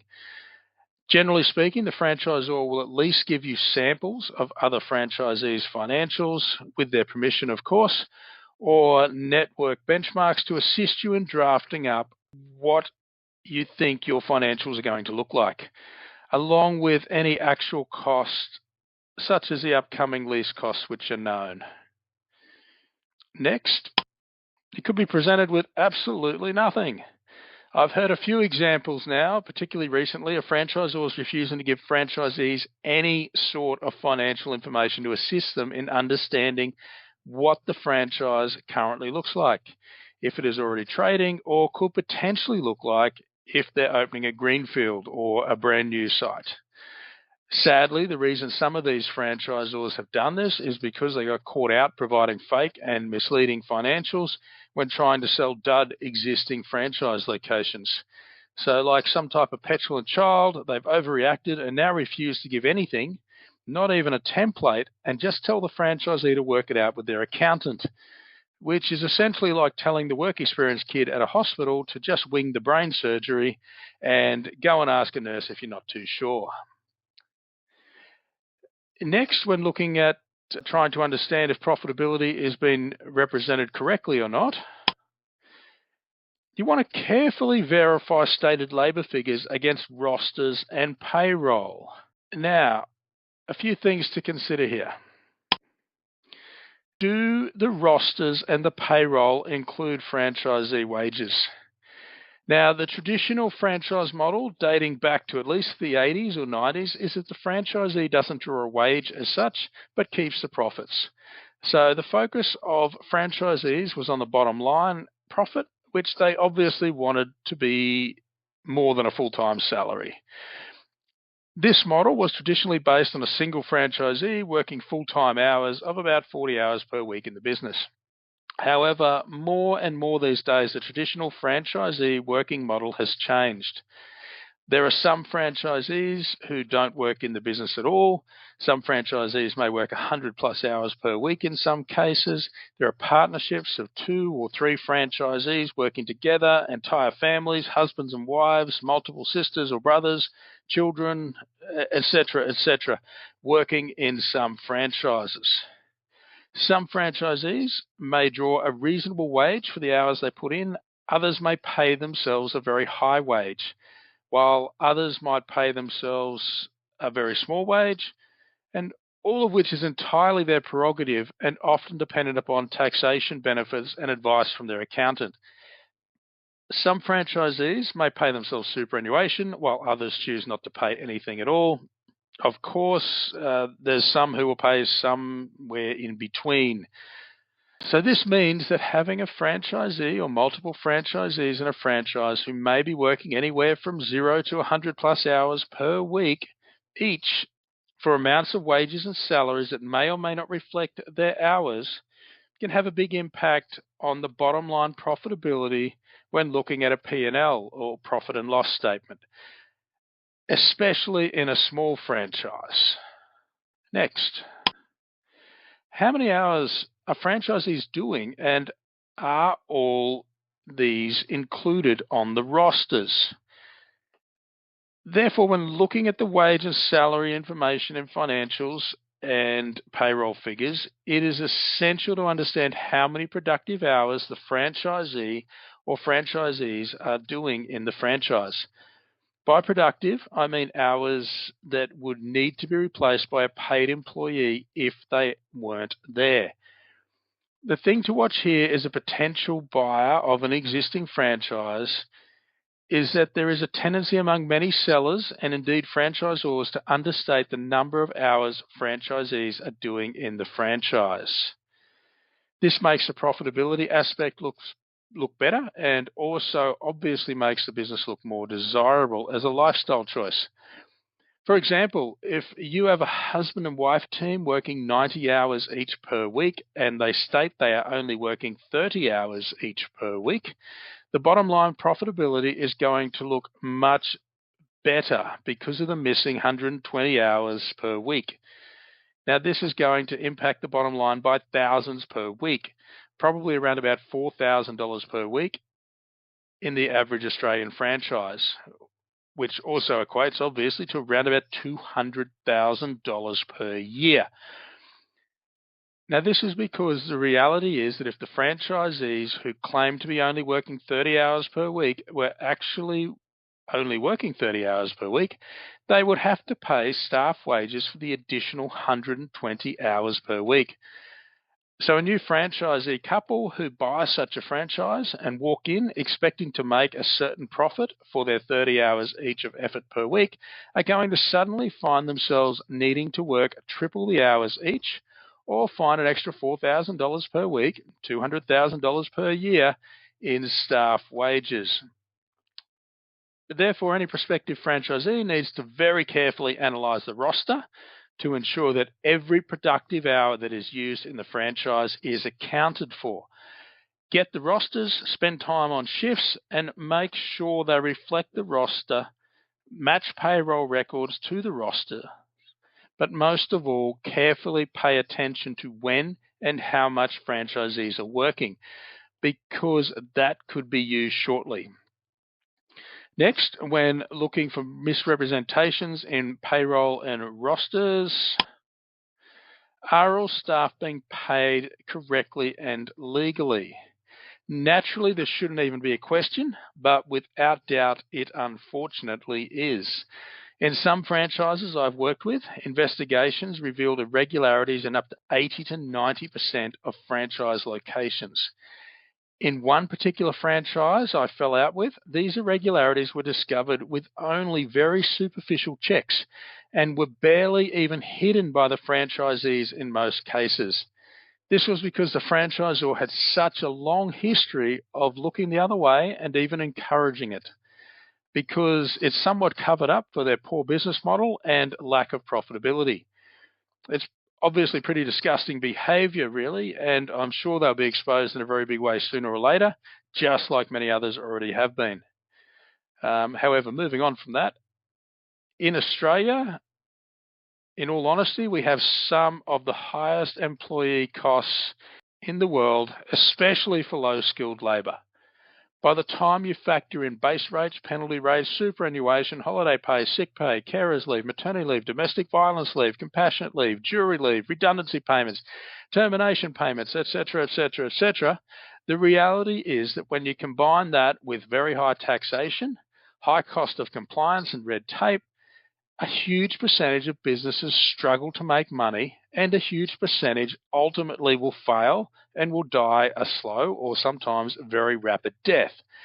This in itself leads to employers across many sectors, particularly in small businesses, negotiating below legislated pay and conditions for employees, often out of desperation. However, the other part that isn't talked about much, probably due to political correctness, is that there is an increasing percentage of franchisees coming in from other countries who don't have our strict labour laws, and a very large percentage of employees also coming in from countries that don't have our strict labour laws. Additionally, there's a large number of foreign students, visa holders, and others who have government-mandated restrictions on the number of hours they are legally allowed to work, and which, given our rapidly increasing cost of living, is simply not sufficient to live on. Put all of this together, and you are going to potentially have employees and employers negotiating pay rates different from the legislated pay rates. Employees will be begging to work for cash in hand or off the books, particularly those that need to stay below 20 hours per week as per the government requirements. And then there is, of course, the general confusion created by the ridiculously complex awards that exist in many industries in Australia. This leads to a majority of businesses getting it wrong, particularly small businesses that don't have a dedicated finance or HR team, even when they genuinely try and do everything correctly. Although there have also been many examples of even truly massive employers, including government, getting payrolls incorrect, and even one rather amusing instance of a massive government employer getting their payrolls wrong for a few years straight because their multi-million-dollar system couldn't handle the complexity of the wards its employees were employed under. You might think that maybe was a wake-up call to government, but apparently not. For example, let's quickly look at the Hospitality Award. It has 179 pages of hospitality-specific employment conditions and 86 pages of different pay rates for different people, ages, roles, experience levels, qualifications, days and times, and much more. And this is on top of all the standard employment legislation that exists, which is already complex to begin with. I regularly see HR professionals, accountants and bookkeepers who can't even get their head around Australian awards, pay rates and employment legislation, and sophisticated payroll and bookkeeping systems that have consistently struggled to handle the complexity of Australian award pay and penalty rates, let alone implement it all correctly. So good luck to the average small business operator or franchisee trying to get that right. But what does all this mean to you as a prospective franchisee possibly buying an existing business? Firstly, you need to be planning to do everything by the book and 100% legally. The consequences and risks for not doing so if you are reported or caught out are often terminal for businesses, especially small businesses. Just because the current franchisee may have gotten away with it so far doesn't mean that you will. Secondly, if there are things that aren't being done correctly at present, and it will cost you more to do it correctly when you own the business, then you must understand the cost of this, as it will affect your labour costs and therefore your bottom line profit. Next, when looking at payroll and rosters for different types of misrepresentation, do rosters include sufficient staff to run the business? And do they match the number of staff on site at various times?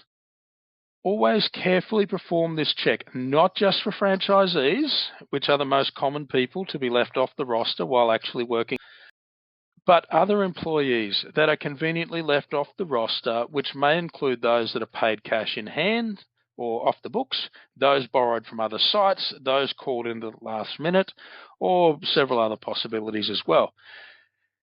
These are often costs that are not appearing on the particular franchise P&L, but are accounted for elsewhere, or maybe in some cases off the books, which then brings us to the final point. Are any staff being accounted for on other P&Ls? For example, this might include head office P&Ls, or the P&Ls of another site that a franchisee may own.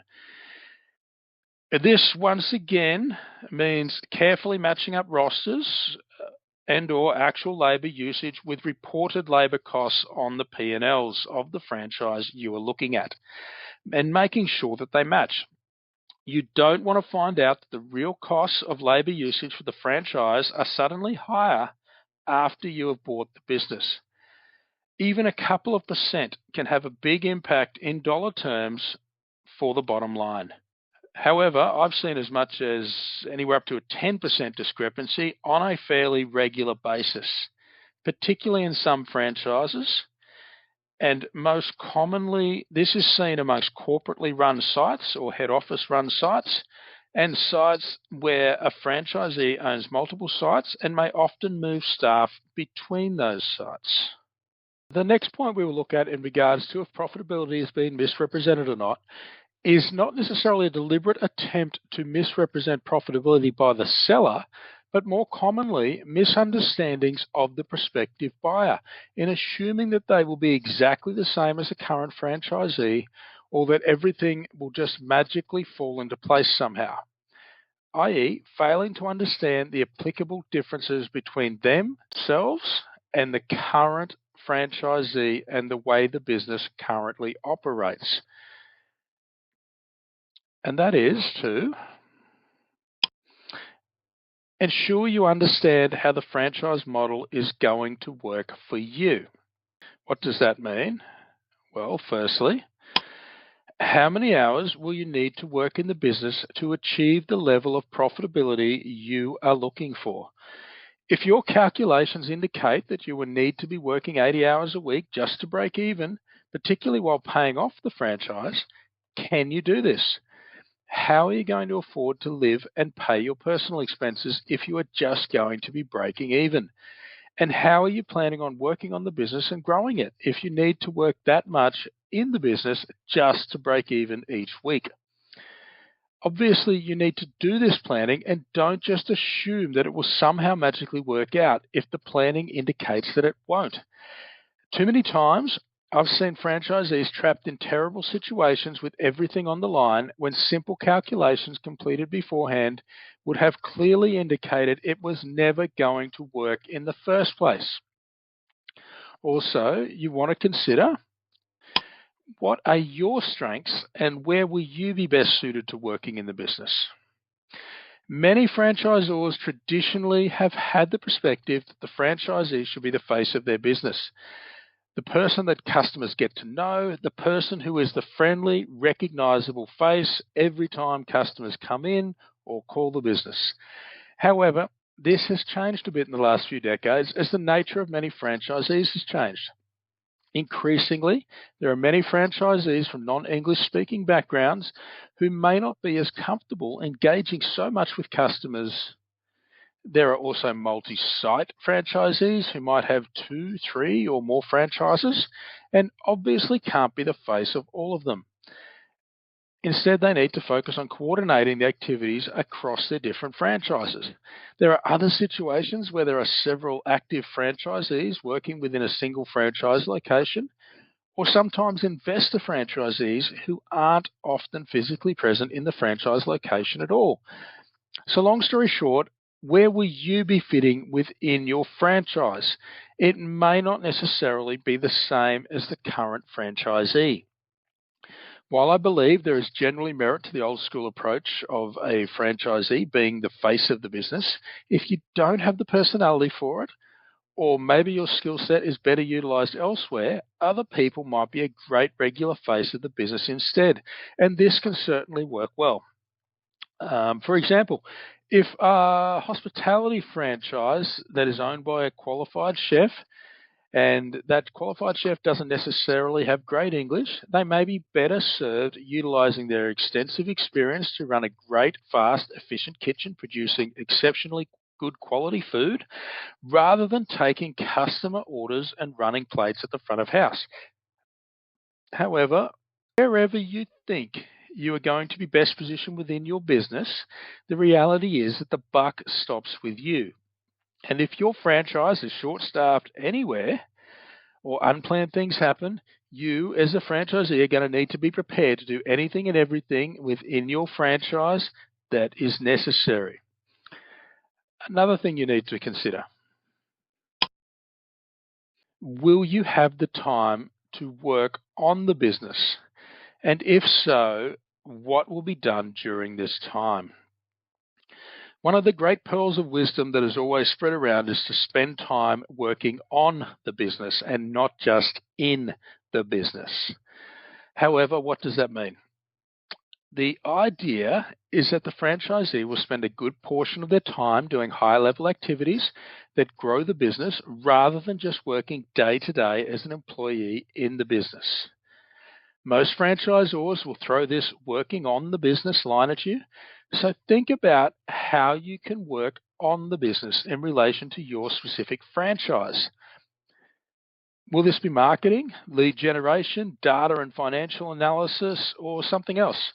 The reality is that a lot of franchisors don't even seem to be able to define what it is they want franchisees to do while working on the business, other than some throwaway line like just do something that grows the business. But at the same time, a lot of franchises may also restrict what you can actually do unilaterally. So this is also often just a franchisor cop-out. However, let's assume it isn't a cop-out. Then what does this look like for you? And can you do what the franchisor expects of you?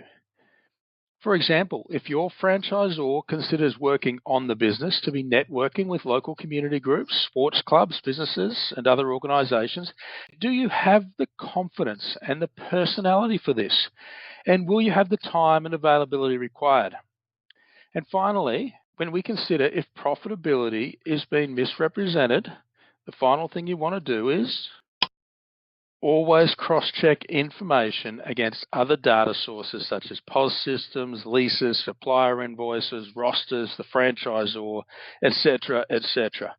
Now, we've already touched on this elsewhere, but you need to verify and cross-check everything you possibly can. Don't trust and don't take anyone's word for it. In my experience, the level of sophistication being used by people trying to misrepresent their profitability generally is not that high. 9 out of 10 times you can catch them by verifying and cross-checking information sources. And then, of course, you watch them squirm and see what happens next. Some examples of this. We already talked extensively about cross-checking rosters and payrolls against what is actually happening on shifts. This is a huge one. But I won't go over it again. Otherwise, make sure you check the reported sales figures in financial reports against the POS system data or other business records, if applicable, to make sure they are correct and matching. POS system, for anyone who's not aware of, stands for point of sale system, which is basically just a computer system used to process and record orders, the modern day equivalent of a fancy cash register system. Also, be present on site and watch the sales go throughout entire days or weeks. And make a note, are the sales markedly different when you are there? If so, why is that? You can also verify the sales with the franchisor. It is unfortunately common that outgoing franchisees trying to sell, particularly in fairly loose franchises, may say that they don't put all their sales through the POS or bookkeeping system. Usually this is to avoid paying tax and franchise fees. Obviously, avoiding paying tax this way is illegal, and avoiding paying franchise fees this way is a breach of the franchise agreement. My response to franchisees making these claims, if I'm looking at buying their stores or their sites or their locations, is that I'm not going to pay you for sales that aren't transparent. Because how can I know if they really exist? However, in reality, if you really want to buy that particular franchise and pay the requested price, which might be based somewhat on these hidden sales, you are going to have to try and verify these hidden sales somehow. But definitely don't just trust the outgoing franchisee when they tell you they might just be trying to make the business look more attractive to a buyer like yourself with higher sales, consisting of nothing more than lies. Likewise, it is also quite common for franchisee sales to apparently increase rapidly, either just before or just as the franchise is being placed on the market for sale. Assuming this isn't for a legitimate reason, there are two possible dodgy reasons for this, and both have to do with, once again, increasing the sale price and the saleability of the franchise. Firstly, the current franchisee might have suddenly started putting all their previously hidden and undeclared sales through the POS or bookkeeping system. Or the current franchisee might be adding fictitious sales to their system to make the business seem more valuable. Once again, you will need to thoroughly investigate and get to the bottom of this. A few other examples of things you want to look out for when cross-checking and verifying information. Check the lease cost as per the current lease and make sure it has all been included in the financials. If looking at last year's P&L, does it have the 12 months of the lease costs included? Maybe only 11 months were included if they're using a cash accounting system, which is an accounting system where transactions are recorded based on when the money is paid or received, rather than accrual counting, where transactions are recorded in the period where they are earned or incurred. This type of situation with only 11 months of rent instead of 12 could very easily occur in cash accounting if, for example, in the final month of the year, the rent was paid a bit late in the following month. Likewise, utility costs like electricity, gas, rates, insurance, in fact, any regular expense, particularly the big ones, the major ones, you need to be ensuring that the P&Ls have recorded the correct amount of expenses. This simple omission of some significant expenses can make a difference of tens of thousands of dollars to the bottom line over the course of months or a year. You will want to cross-check supplier statements to ensure that all purchases are being accounted for in the P&Ls. A few missing invoices from the P&Ls on a regular basis can easily impact the bottom line profitability by several percent, which, particularly on a business with only a small percentage profit margin, can make a big difference to not just the expected profit, but also the business valuation. Finally, one other thing to touch on is add-backs. Now, add-backs are commonly reported when buying an existing franchise, or any business for that matter, to explain one-off or non-business related revenue or expenses, with the aim of providing a more accurate picture of the operating profitability of the business. Add-backs are legal, add-backs are normal, but you need to check them for reasonableness. They can commonly include expense items such as significant unusual equipment or reconstruction expenses, relocation expenses, large legal, accounting or service fees that are not expected to reoccur. For example, if undertaking a business restructure or something like that. They also commonly include personal expenses of the owner, which may be run through the business for tax purposes. For example, a company car for the owner in a circumstance where the owner doesn't really need a company car to do their job. But this obviously wouldn't be the case if the company car was a normal part of the business, such as a delivery van for a courier company, for example. Also, excessive salary or wage payments to the owner or franchisee are common add-backs, especially above what would be normal or reasonable. Or depending on the model, the entire franchisee wage or salary may be added back. There may also be add-back revenues, such as large insurance payouts or government grants in a business that does not normally receive such grants. Hopefully you get the idea.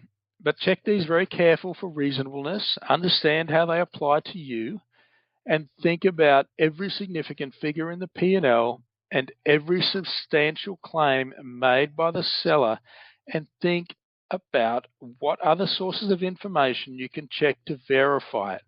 Your accountant will be a huge help with this. All right. Now we move on to buyer beware topic number 4, which is, what are you guaranteeing? Now, personal guarantees are commonly signed by franchisees without actually even realizing what they are signing, in amongst all the pages and pages of other paperwork, supplier, and credit applications. This is a small print or terms and conditions that could change the lives of the people completing it. Never for the better, but potentially for the worst. So, what do you need to know here?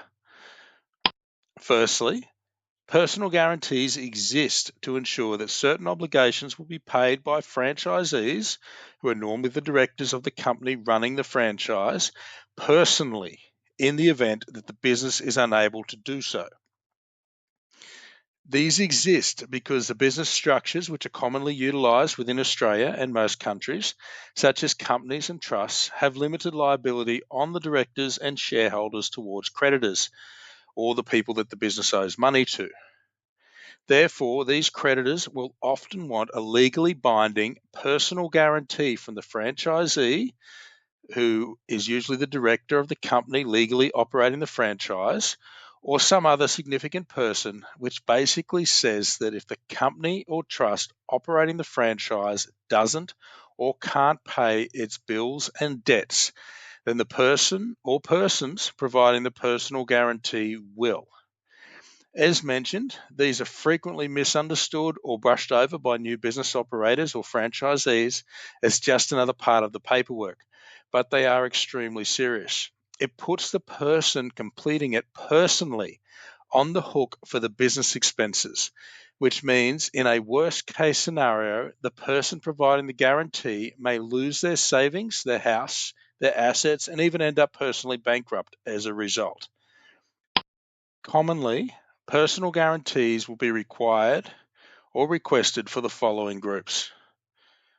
Firstly, the franchisor is going to commonly request personal guarantees. This is to ensure payment of all fees due for the life of the franchise agreement. This applies even if you fail and close the franchise prematurely. For example, if your franchise location has a 5-year franchise agreement and you close the location after 2 years and no longer operate, the franchisor can come after you personally for estimated franchise fees for the remaining 3 years. Secondly, is lenders. Now, this is pretty straightforward, but it's to ensure the payment of any loan or credit facilities, equipment finance, or anything of that nature where the business has borrowed money. Next, there is landlords, and this is to ensure payment of rent, lease, and exit costs for the entire period of the lease. Now, once again, as with franchise agreements, I have to stress that this is the entire period of the lease. Usually 5 years, or sometimes 7, or occasionally something else altogether. Even if you close, fail, leave prematurely without an agreement in place with the landlord, you are liable for the entire term of the lease, whether you're operating from a site or not. So this is why personal guarantees are in such high demand from landlords. Then lastly, there's suppliers extending credit. This is obviously to ensure payment of any and all accounts that are due. Some other things you need to be conscious of, as they can seriously bite you in the ass personally, particularly as a director of a company that owns a franchise location, or any business for that matter, even if your franchise location has failed completely and your company has been wound up. In some circumstances, the ATO will issue director penalty notices, or DPNs, requiring the director to personally pay for certain taxation and super obligations. These DPNs are relatively new, but can amount to potentially massive amounts of money, depending on the size of the company, the will of the tax office, and the amount of money involved. Next, in some circumstances, Fair Work may require directors to pay for unpaid staff wages. Fair Work, for those outside of Australia, is a government body that enforces workers' rights. Once again, depending on the circumstances and the will of Fair Work, this can be a massive amount of money. Then, final thing to consider, overall, directors of companies, which will usually be you as a franchisee, may be personally liable for an increasing number of situations and by an increasing number of government bodies for the actions of their businesses, including obligations such as workplace health and safety, food safety, liquor licensing, ASIC, the Australian Taxation Office, Fair Work, etc., etc., etc. It's becoming increasingly dangerous to be a director in Australia as time goes on, especially given the very high rate of business failure. So if you are a director of a franchise, which most franchisees will be, it is extremely important to have a structure that protects you as best as possible and most importantly protects your family, home and assets. Your wife or husband and or your kids may not be so happy if they lose a family home because your franchising venture went wrong. It is possible with proper planning and business structure to mitigate the risk to you personally as the director of a franchise business and especially to your family, even if you are personally crucified and ruined. And this is where a good accountant and lawyer is very important. Because the old days of the company or trust failing and franchisee or director being able to walk away having lost only the money they put into the business are well and truly behind us. All right, moving right along now. Buyer beware number 5. Are you going to be gouged on supply chain? Now, supply chain, for those that aren't aware, means the process of getting stock, goods, ingredients, and even equipment, and I'd probably also include service providers in that as well, into each franchise location. Generally, this means from manufacturer, usually through a distributor, to the different franchise locations wherever they happen to be in the world. This is not necessarily as easy as it sounds if franchisors want to do it well. Let's just look at physical stock, for example. Firstly, the process of sourcing good quality stock at the best price is big in itself. But a lot of the time, products need to be customized because there is nothing existing in the market that meets the exact needs of the franchise network, which then means extensive product development, testing and trials, along with minimum order quantities that need to be warehoused somewhere while they wait to be used. Products need to be managed to ensure that stock is always available, but obviously not too much, especially if there are expiry dates, as there usually are on food and beverage items, which means you need to put a lot of effort into accurate forecasting and understanding how much your network is going to be using. Arranging distribution is always a challenge, especially if the franchise network is geographically dispersed, as a lot of distributors don't necessarily cover all areas. And if you are importing or exporting overseas, then get ready for a whole new set of massive headaches, as every country around the world has their own distinct rules and regulations that you need to be aware of and work within. And some countries are a lot less predictable than others in terms of their rules and their timelines. When things go wrong, such as that nightmare period we call COVID, you are left trying to source alternate ingredients and rearrange all of your processes to accommodate them and their distribution instead. So I'm definitely not saying it's easy, and the bigger the network, the bigger the head office team at the franchisor that is required to pull all of this off. However, there was always a common understanding in franchising that this was part of the big benefit for franchisees of being part of a franchise network. The franchisor would take care of all of this and get it for you as the franchisee at a price that you as a franchisee could not possibly do for yourself. But there is a reason the word gouging has been used in the title, as a lot has changed in the last 2 decades. So let's get on with actual points that are listed here. Firstly, it is common for quality control and group buying power reasons for franchisors to mandate the use of certain suppliers of products and services. This has always been the case and is really important, as a lot of franchises need to ensure quality and consistency of product. Imagine, for example, if McDonald's allowed franchisees to source their own beef patties. You would have some franchisees using frozen patties, some using fresh patties, some buying their own mincemeat and making them from scratch according to their own recipes in their stores. Some would be bigger or smaller or thicker or thinner, Some would be all fat and gristle, others would have all sorts of additives and fillers, some may not even be all beef or any beef.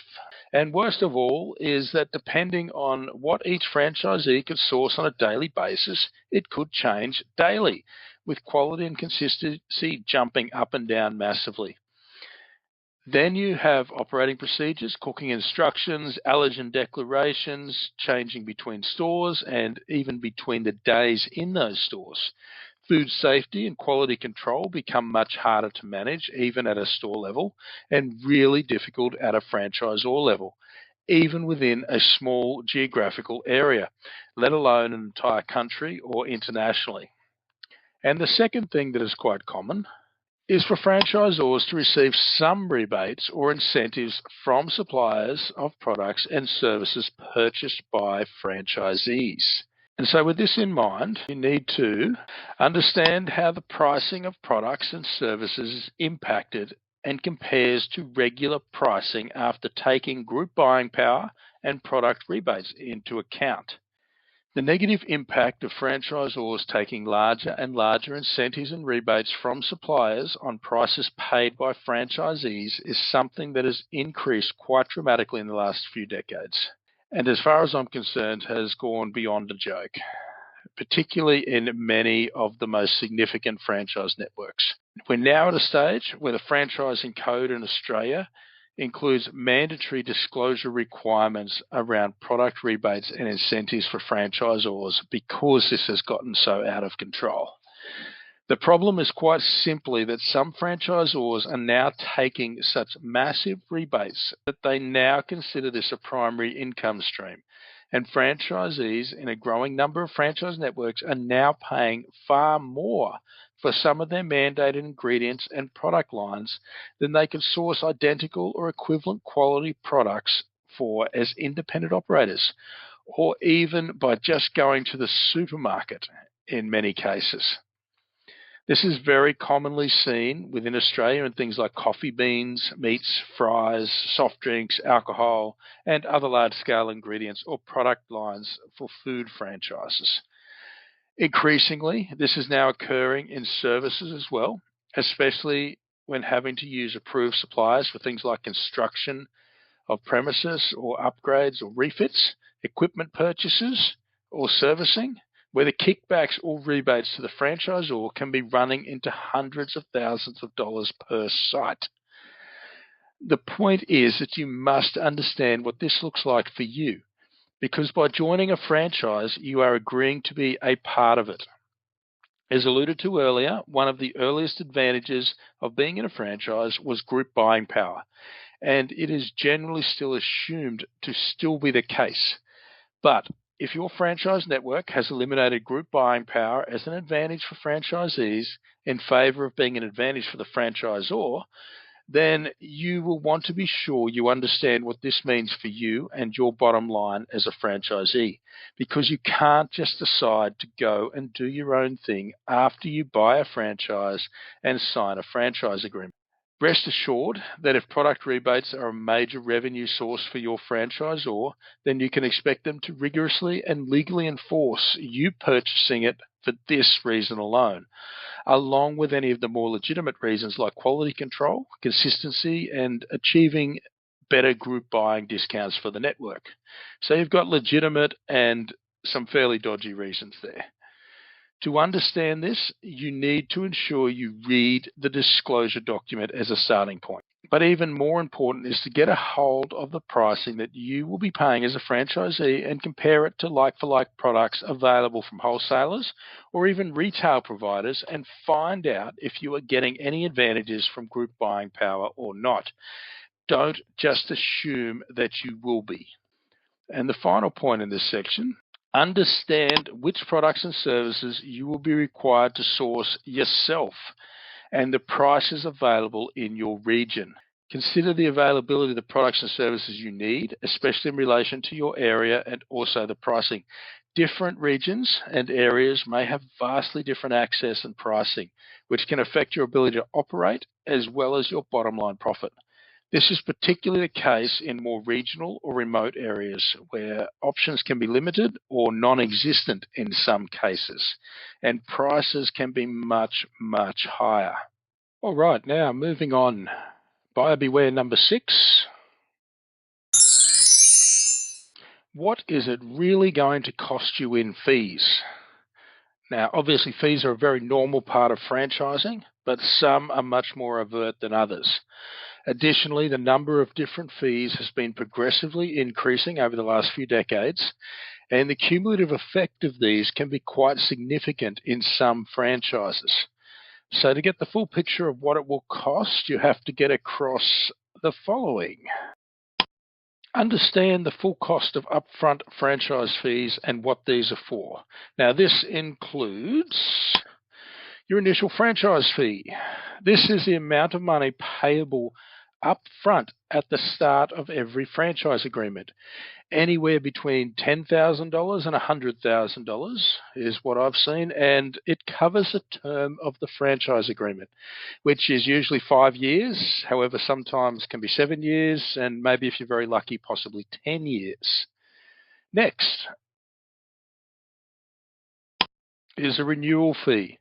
Now, if the franchise agreement has a renewal or extension term, this is the amount of money, which may be the same as the initial franchise fee, but is generally less, and this covers you for the next term of the franchise agreement. So, for example, if your franchise agreement was a 5-year term plus a 5-year option, then your renewal fee would be the cost of the 5-year option. Next, you've got your initial marketing fee. This is the initial amount of marketing fund contribution paid up front.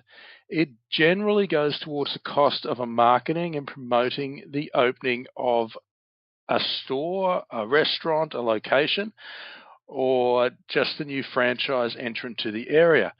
However, if you're buying an existing site, then it may go towards an under new management campaign or a relaunch campaign or something of that nature. But it may also just go into the collective marketing fund with no direct benefit for you as the buyer of a franchise. Often this is around 1/3 to 1/5 of the initial franchising fee and covers the life of the franchise agreement. Next, you've got a training fee. This usually covers the cost of your training, particularly your upfront training, which is usually measured in a number of weeks. Anywhere between, say, 3 and 6 is quite common, sometimes more, sometimes less. Then you've got your project management fee. This is generally designed to cover the cost of project managing construction costs of new site builds. So if you're opening a new greenfield site, this is a project management fee you will possibly have to pay. But it can also be applied to other things in different franchises as well. Next, you've got your POS system or IT fee. Generally, this is meant to cover upfront IT costs, whether that be hardware, software, licensing, access to the system, or hopefully all of the above. The fee is usually dictated by the amount of hardware required and the extent to which customized or specialized software is utilized within a particular franchise. Generally, this is much more than people expect. Next, you've got a legal fee. Now, this is generally intended to cover the franchisor's legal costs, not yours. This is to cover the cost of preparing the franchise agreement and associated information. It's generally between $5,000 to $10,000 on average. Now, I'll repeat that once again. This does not cover your own legal fees, which you can probably expect to be a similar amount of money. Next, you've got your sale or your transfer or your exit fees. That's what they're generally called in most franchise agreements.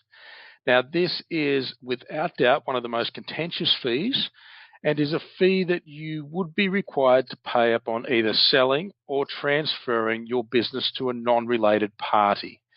It generally works on a sliding scale with the fee reducing for each year that you have been a franchisee within that franchise network. For example, if you sold your franchise business within the first year, the fee might be $50,000. In the second year, it might be $40,000. In the third year, it might be $30,000.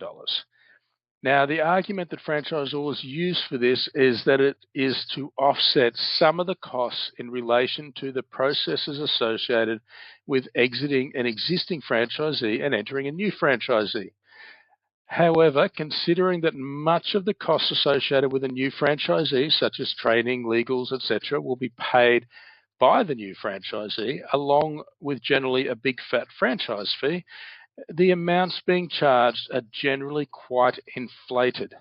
As a result, a lot of franchises do tend to reduce these fees down or waive them completely. However, it's important to remember that this always needs to be in the back of your mind for when you intend to sell.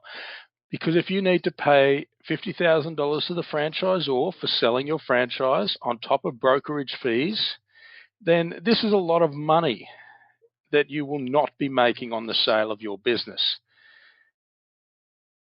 So that is the upfront fees. Next, run through some of the more common weekly fees.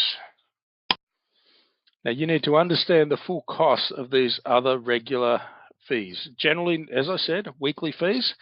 Sometimes different franchises may have a different format, but I would say 90% plus are weekly. So first of all, you've got your weekly franchise or royalty fee. Now, this is the big one that everybody thinks of straight away, and normally the largest and generally pretty straightforward.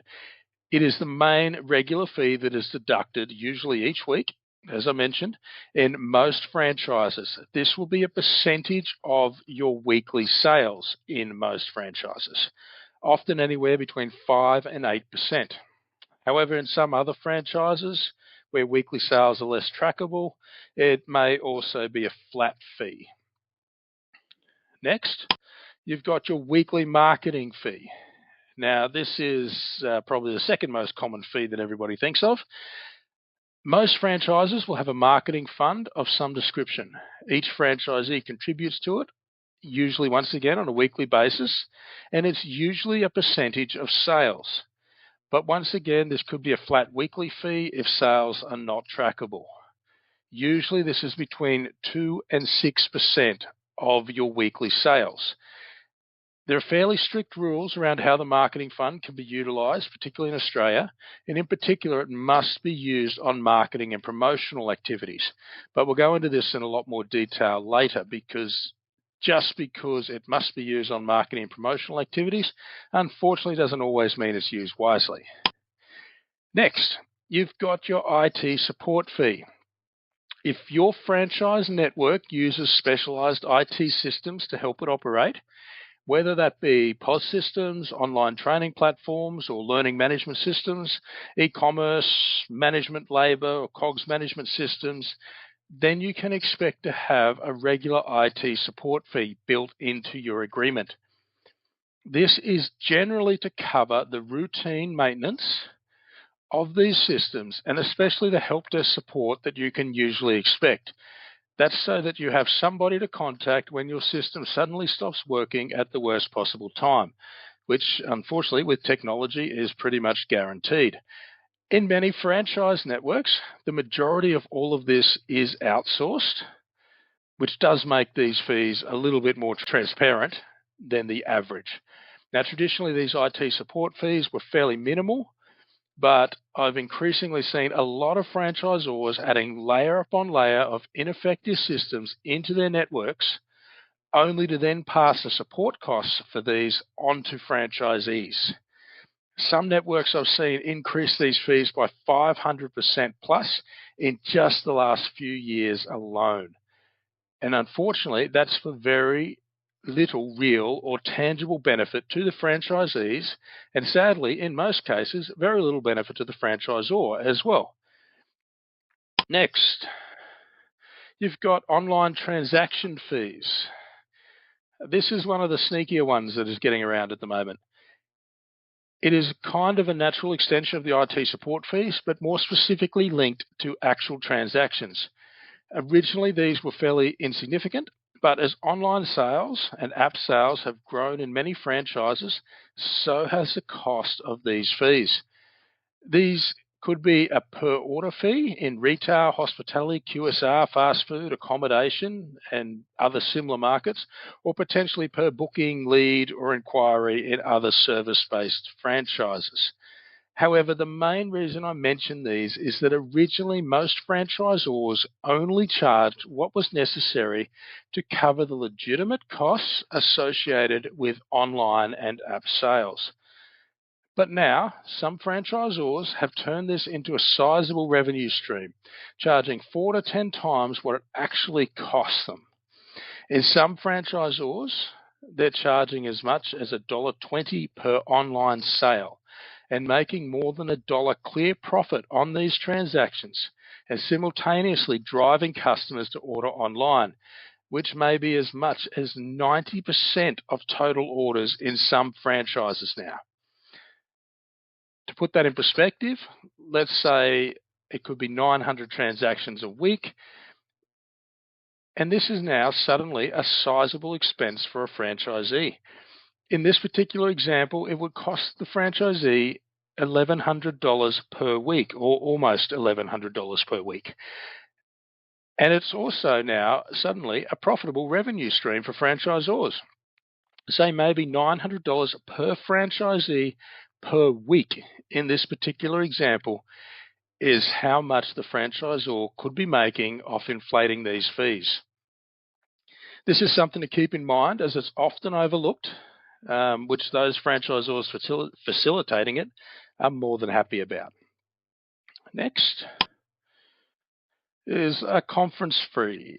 Now, this is one that's becoming increasingly common.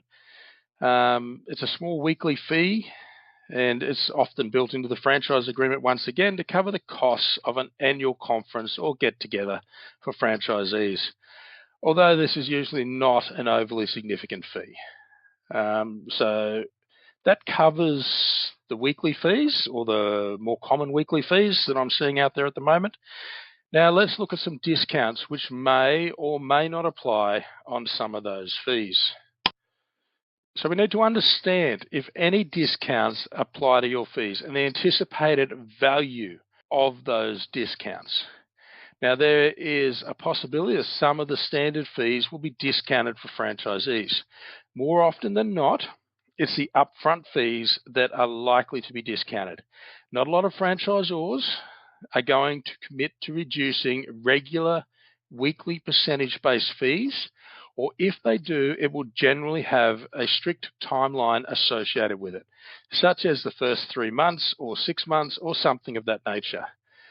So if you are the type that likes to negotiate, especially when buying a franchise, then keep that in mind.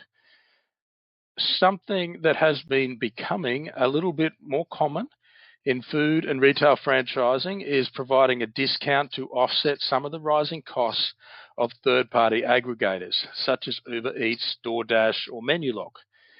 This discount will normally be related to the sales generated by the third-party aggregators and is designed to offset some of the percentage of the third-party aggregator sales lost to third-party aggregator fees. For example, about a quarter or about a third of food and retail franchises don't charge weekly franchise and marketing fees on the percentage of sales lost to third-party aggregators. However, it's important to remember that there is no requirement for franchises to do this, as third-party expenses, just like all other expenses, naturally come out of sales revenue. However, the reason it's become a bit common is because a lot of franchise models never envisaged the rise of third-party aggregators and the expenses attached to that in their original business model. And this is an attempt to try and balance things out a bit for the franchisees. Otherwise, some franchisors just did it as an incentive to get franchisees on the third-party aggregators in the early days and have kept it going to ensure that they stay there. Either way, with third-party aggregators now making up between 25 to 85% of sales in many food franchises in particular, it is important to understand how this all works in franchises you are considering. Next point. Don't forget about the bank guarantees. Now, bank guarantees are not fees. They are amounts of money that need to be put aside with the bank exclusively for creditors to cash in the event that the business defaults on payment obligations. They are different to personal guarantees that we already discussed, as personal guarantees don't require you to put any money aside. Just sign your life away that you will personally take responsibility for the business debts if the business can't or doesn't pay them. With bank guarantees, you are actually locking up your money, which is generally a sizable amount, for an event where the business can't or doesn't pay its debts. There is plenty of process, legalities, and obligations around this, so you don't need to worry about creditors claiming these willy-nilly. However, you do need to plan for the money to be put aside and locked up while you are a franchisee. It will then be released by the bank back to you upon you ceasing to be a franchisee, once all your obligations have been met to that particular creditor. This is different to a security deposit, which is paid directly to the creditor and held by them, usually for a much smaller amount.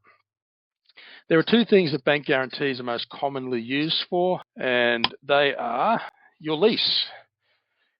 Now, 3 months of lease obligations is common for a landlord bank guarantee, but occasionally it could be potentially up to 6 months. So this is 3 months of your lease costs, usually tens of thousands of dollars in a typical retail, QSR, or hospitality franchise that is going to be locked away until such time as you sell the business or your lease expires and you choose not to renew it. Next is the franchise agreement. Now, any bank guarantee against your franchise agreement is designed to cover any of your payment obligations under the franchise agreement to the franchisor. It's not overly common, but some franchisors will ask for it in case you run away without paying your franchise or marketing fees, or leave the franchisors to meet your other payment obligations. A lot of franchisors will only ask for this if they have serious concerns about a franchisee or their financial situation, although some ask for it every time and a lot will never ask for it at all. In some cases, landlords or franchisors may ask for both a bank guarantee and a personal guarantee, which we discussed before. Alrighty, moving along now. Buyer beware number 7. Is the marketing fund going to generate a return or simply indulge the head office? As we have already touched on a little bit, most franchises will have a marketing fund that all franchisees pay into, which operates sort of like a trust where funds must be spent on marketing and promotional activities. This is usually a relatively small percentage of sales, generally 2 to 6%, depending on the network, but could also be a flat fee in some franchises, particularly where sales are harder for the franchisor to track. The marketing fund, or advertising fund as it's sometimes called, is quite regulated by the franchising code here in Australia.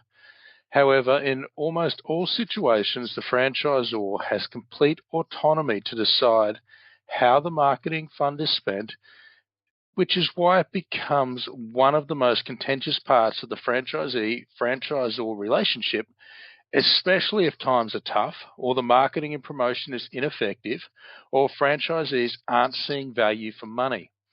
To try and determine how effectively the marketing fund is spent, you should really aim to firstly understand what the marketing fund is spent on.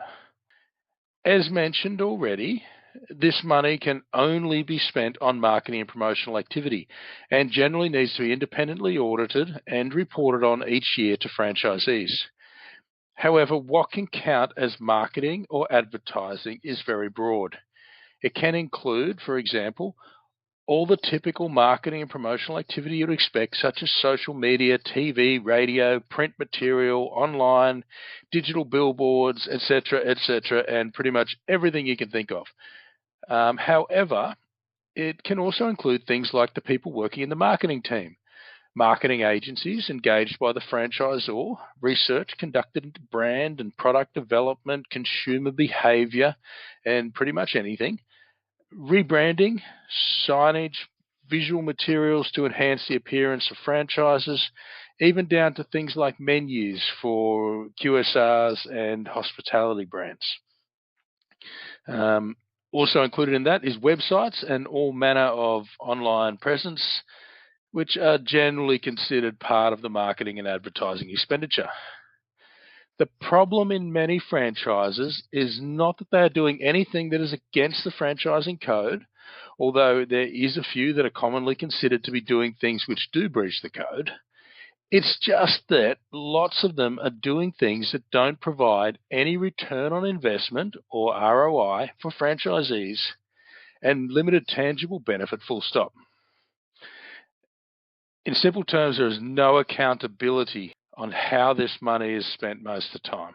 This is part of a more concerning marketing trend that many people have been observing over the last 2 to 3 decades, where marketing and promotion has gone from being about generating sales to having a more fluffy, ambiguous purpose that really isn't defined, but goes something along the lines of creating an image or a brand or affecting the way people subconsciously feel about your image or the brand. In the past, the purpose of marketing and advertising was very clear. You generate sales. That was your KPI in marketing. That was your purpose, and you created an image and a brand and affected the way people felt about you as a secondary function while you generated sales. After all, the best way to impact the way a person feels about you, your brand or your image, is to get them as a customer and get them experiencing it. Very sadly, I'm commonly confronted with franchisors who have negative sales growth, franchisees going broke left, right, and center because of it, and then somehow the marketing teams are not only the most secure people employed by the franchisor, but are convinced they are doing an awesome job, despite the feedback of franchisees and much of the franchisor support team, who are usually much closer to the franchisees and their pain, such as area managers and operational support people.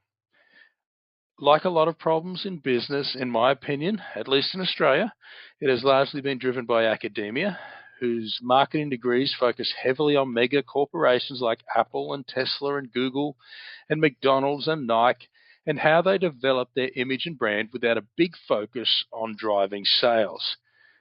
Unfortunately, what these academic institutions usually forget while handing out marketing degrees, or what some students choose to ignore, is that these companies were absolute trailblazers in one way or another. Apple, for example, has defined tech more times than just about anybody, starting with home computers, the widespread use of the mouse and Windows-style operating systems, iPods and legal music downloads, iPhones and the entire smartphone market, including all the apps that we're now so addicted to, iPads and the entire tablet market, Apple Watches and the smartwatch market, and even podcasts like the one you're listening to at the moment. Their image is primarily dictated by tech development, and the advertising and marketing just supports that. Tesla, on the other hand, basically invented the mass electric car and smart car market, when the closest thing previously to an electric car was a golf buggy. Google basically invented the modern functional search engine to make the internet accessible to everybody. McDonald's invented fast food and drive-thrus as we know them. Nike took a punt on a basketball player in about 1984 who was in his first year in the NBA, called Michael Jordan, who went on to become one of the greatest basketball players ever at a time when the NBA took the world by storm. This largely and almost single-handedly redefined the way athletes were sponsored and the business relationships it created. So basically what I'm saying is that if you have something truly unique and proprietary to blow the world away, and or a massive head start on your competitors, then you can afford to market in such a way and develop a marketing strategy based almost purely on image and brand, or potentially just about anything else, or nothing if you really wanted to. Although what I'm continually seeing, and it's not just me seeing this, with these trailblazer companies is that once new entrants or competitors catch up, They increasingly become less about having a cool image and brand and being trendy, and begin to focus on sales generation and getting a direct response from customers. Take McDonald's, for example, who bombard me with email messages, SMS messages. I get push notifications from the app and third-party aggregator apps, all with discounted promos and rewards every day of the week. You go into their restaurants, you have value bundle deals for all occasions and small or loose change menus because they now have so much competition. Similarly, with Tesla and Nike, they've been forced to continually introduce more affordable options for customers as all other manufacturers in their markets have caught up. Unless, of course, you can continually figure out the next giant leap forward and trailblaze a new revolutionary and inventive path, such as Apple and Google have done, then no matter how much your head start, even the biggest and best end up ultimately using their marketing dollars to increasingly get a direct response from customers, or they die. It is no different in franchising. Incidentally, Apple has nearly gone bust multiple times over the years, every time their competitors have basically caught up. So instead of saying that Apple is successful because it markets its brand and image alone, as many marketers like to pretend, what should be said is that when Apple is so far ahead of the competition, they can get away with marketing an image and a brand alone. So, sure, franchises can be cool and trendy and try to market just on their brand and image if they can. But they need to have something truly unique or proprietary or advanced and keep that edge to continue doing so. Otherwise, history is littered with those brands that failed to keep their edge and believed they could just trade on brand and image forever. Think Kodak, for example. The term Kodak moment now has a completely different meaning to what it did last century. BlackBerry, Nokia, Blockbuster, IBM, MySpace, Netscape, Atari, AOL, or America Online, Encyclopedia Britannica, and the list goes on and on. All trailblazers in their time, monstrous brands, the epitome of their industry, and just too cool, and now all gone or barely alive in a few of those cases. But to bring this completely back to franchising, my point is that if you are just another cleaning service, another burger company, tutoring company, bookkeeping service, petrol station, gym, or bare bum in the shower with a lot of basically identical competition that customers will consider almost a commodity in nature, then you're going to need a marketing strategy that goes beyond trying to create a cool image and can generate direct response from customers with its franchisees' money in the marketing fund. Franchisees need something that actually works and provides a return on investment for their franchisees. Generally considered a dirty phrase by many in marketing these days. Unfortunately, if you are viewed as virtually a commodity provider, interchangeable with other providers, then customers are very quick to switch allegiances for things that have little to do with your image and much more to do with value perception, functionality, accessibility, customer rewards and benefits, and other far more practical and tangible features. Anyway, my point at the start of this rant was that if your future franchisor and marketing team doesn't consider sales generation to be their core responsibility and KPI while they are spending your money and other franchisees' money, and there is a scary percentage that don't, and can't explain why their results are achieved in terms of this, or don't even consider their results relevant to sales generation, then you better make sure that you're bringing something truly magical to the table, or prepare to be frustrated and potentially broke. Tread carefully is all I can say there. Another thing to have a look at. What percentage of the marketing fund is spent on personnel, so that's marketing personnel, versus actual marketing activity. Now, this unfortunately flows on from the tendency for some franchise or marketing teams to consider the marketing fund as a slush fund for their own flights of fancy and expressing their own creativity instead of generating actual sales. The annual marketing fund report will give some clear indications on how marketing funds have been spent, and generally under the franchising code, this must be provided to existing and future potential franchisees with only limited exceptions. With larger marketing funds, there should naturally be a smaller percentage spent on marketing personnel, inclusive of marketing agencies, which are performing the functions of marketing personnel. But even in smaller marketing funds, if there's more than 25 to 30% maximum being spent on marketing personnel, including marketing agencies, then some questions probably need to be asked. Now, possibly some marketing teams are highly responsive to individual needs of franchisees, will do a lot of custom work for individual franchisees. So it needs to be considered in context. There may be some reasons behind a higher percentage of marketing personnel. However, if franchisees are just receiving very standard and generic material, then a large percentage of the marketing fund should not be getting spent on marketing personnel or marketing agencies. Unfortunately, as marketing teams in franchising have become less accountable for generating sales and more airy-fairy in nature, there has been a tendency to spend larger and larger percentages of the marketing fund on marketing personnel and agencies who do the work of marketing personnel. Incidentally, the presence of marketing agencies has grown exponentially in the last few decades, courtesy, I guess, of a lot of unemployed marketing graduates, grandiose claims and buzzwords to confuse mere mortals. However, they are generally a waste of money in many decent-sized franchises.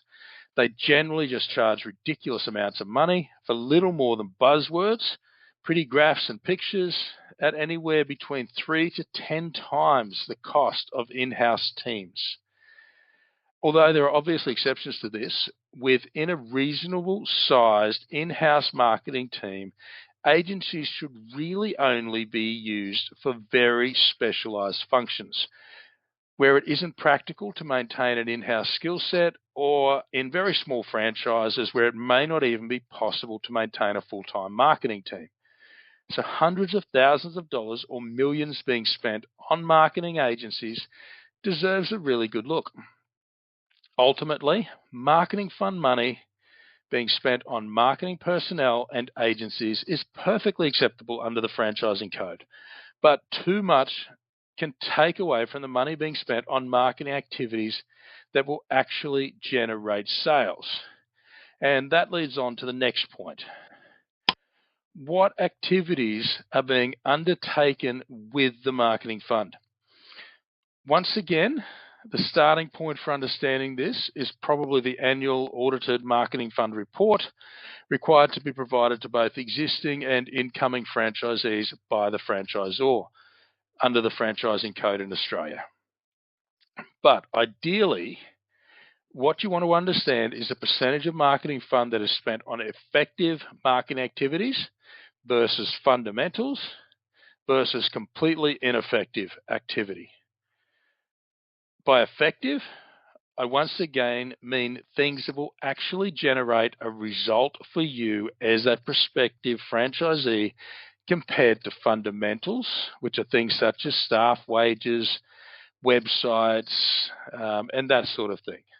By ineffective, I mean things that are generally just a questionable use of resources and funds, which sadly can sometimes be a real problem, as they just don't generate any tangible results.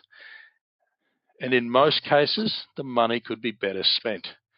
I've seen more than a few franchise marketing budgets that are 50% basic fundamentals and 50% ineffective fluff, with no effective marketing and promotional activity at all. When questioned, these franchisors will often resort to the line that it's up to the franchisees to spend additional money on local area marketing activity if they want to do anything else, for which the franchisor may or may not then tie the franchisee's hands to prevent them doing anything meaningful at all. So what they are saying is that the franchisees' marketing fund contributions are basically just throwing money to the wind. If franchisees want actual results, then be prepared to spend even more money. So once you understand what the marketing fund as a whole is being spent on, it's time to move on to our second big buyer beware point for marketing funds. And that is, make sure you review and evaluate the success of previous marketing campaigns. By campaign, I mean a promotion. It could be a product promotion. It could be a limited time only offer. It could be a discount or a sale. Any of those things is called a campaign. And the things you want to look at are, what metrics does the head office use to assess the success or failure of these marketing campaigns? Were the campaigns considered to be successful or not, and why? And how did the campaigns resonate with your proposed market and or similar markets of existing franchisees? If the answer to these questions is that there are no metrics, which is becoming concerningly common, be very concerned. Likewise, if that is backed up by statements such as we just promote the brand, we can't track it, then be even more concerned, as what they are telling you is that there is no accountability and you shouldn't expect any tangible results from all the money you would be paying into the marketing fund each week. If somebody tries to tell you that you can't measure the success of marketing campaigns, then just walk away. What they mean is you will just pay money into a slush fund for marketing types to exercise their whimsical creativity that is completely detached from the needs of the business and any accountability. That is completely wrong. Also, you want to consider, how do current franchisees feel about the current marketing activity and results? I'd suggest asking the franchisor this question and then ask a good cross section of current and previous franchisees and see how the results compare. Franchisee dissatisfaction with the use of marketing funds is becoming increasingly common and often for very good reasons. Obviously, you need to read between the lines of what everybody is saying, but once again, if there is a distinct lack of tangible and real results being referred to, then it is generally a very good indication that you have a reason to be concerned. Next, our third major point in relation to marketing. What marketing and promotional activities can be undertaken at a local level? By local level activity, what I mean is by individual franchisees in their local area. So you want to consider, how much flexibility is there to undertake meaningful local marketing activity? The amount of flexibility here directly equates to your ability to grow your sales revenue yourself through marketing activity. So you must understand this. Next, when undertaking local marketing activity, is there any support from the head office? Locally responsive marketing activity is an absolutely crucial part of being a franchisee when you're reliant upon the local community for success. Even in massive franchises such as McDonald's, in addition to their large-scale national campaigns, franchisees will generally engage in localized activity directed by each restaurant to form links within their local community and provide a touch of marketing activity that is more relevant to their local community than the large-scale national activity. Most franchisors will bang on about the importance of local marketing activity, but often provide concerningly little guidance and even less support in how to go about this as a franchisee. I could provide dozens of examples, but one from fairly recently was a large franchise in the QSR space with a lot of struggling franchisees who were expected to spend an additional 2% of their net sales above and beyond the mandatory marketing fund contributions on so-called local marketing activity. This probably equated to about $400 per week per store as a nice round figure. With all their struggling franchisees, the franchisor would then question them directly if the struggling and often complaining franchisees were spending their 2% on additional local marketing. And if they weren't, they would use this to blame the franchisee for their poor sales results and lack of profitability. In some cases, this may have even been fair enough. However, when I began asking the franchisor what they did in terms of enabling and supporting franchisees to engage in local marketing activity, the response from the franchisor was basically nothing. Could the franchisees engage in local social media activity? No, that's not allowed. Can they at least direct appropriate advertising on social media to their local area? No, not at all. SMS or EDM, which is text message and email marketing to the franchisee's local customer database? No, not allowed, and the franchisor didn't believe in it anyway. Targeting of local database with appropriate offers or promotions through the brand's app? No, that wasn't allowed either and was too hard, apparently.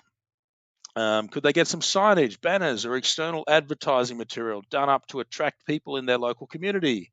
Once again, no, but they could choose some generic stuff, which basically just had a brand logo on it. How about posters for the store windows? Once again, no. Material to approach and partner with local motels or sporting clubs? Once again, no. Just give them some generic menus or something. When it came down to it, the material that this franchisor's marketing department had available to support franchisees in their local marketing activity was a selection of 5 crappy and virtually pointless flyers, which they suggested franchisees could put on their counter to promote things to customers who were already inside the store and standing at the counter ready to purchase. For whatever good that was going to do for these struggling franchisees who desperately needed somewhere between 25 and 50% increase in customer numbers, I couldn't fathom. Now, assuming that this local area marketing activity that the franchisor's marketing team was suggesting was even beneficial in any way, shape, or form, no store was going to need $400 worth of flyers to put on their counter each week anyway. They then added to this with a vague suggestion that they could go and see some local sporting clubs and say what exactly? Hi, I exist. I'm your local franchisee. Please come and buy some food from me. Not very effective. There were no encouragement awards, catering packs, or even support to get sponsorship material printed. Franchisees couldn't even get so much as a digital logo to pass on to local community groups or sporting clubs. So basically, the franchisor was just using the franchisee requirement to engage and spend money on local marketing as a complete cop-out, knowing full well that most franchisees wouldn't even know where to start. And even if they did, the franchisor was going to put up as many roadblocks as possible to prevent them doing anything effective anyway, because of nothing more than, I guess, maniacal controlling behaviors from the franchisor's marketing team and laziness. I'll put up another presentation on local area marketing shortly to provide a bit more information on what type of things you could and probably should be including and considering as part of a good local area marketing strategy. In relation to local area marketing, you also want to consider if you, as a prospective franchisee and the existing franchisees, are expected to spend their own money on local marketing activity. And if that is the case, how is this going to be monitored? As alluded to already, generally the requirement is for franchisees to spend their own money on local area marketing in addition to the mandatory marketing fund contributions. Some franchisors effectively support this, especially in smaller franchises that don't have a large national presence. And this can be done more effectively than ever these days, as the modern options for local area marketing through things such as social media, apps, SMS, which is text message marketing, or EDM, which is email marketing, and all manner of other online marketing that can be very effectively targeted to distinct geographical areas and customers in certain locations. However, many franchisors don't really bother to monitor this, as they either don't consider it really a necessity, or, as I've mentioned before, the marketing teams in these franchisors actually have no interest in supporting or facilitating it, and would rather keep it in their back pocket as a great cop out to use against franchisees if they aren't doing so well. Of course, if franchisees are going to have to spend additional money on their own local area marketing activity on top of the marketing fund contributions, then it needs to be budgeted for by the franchisees. And I wouldn't want to necessarily discourage this either. As a franchisee, many times over myself, I always invested additional money into local area marketing, and often far more than the franchisor suggested.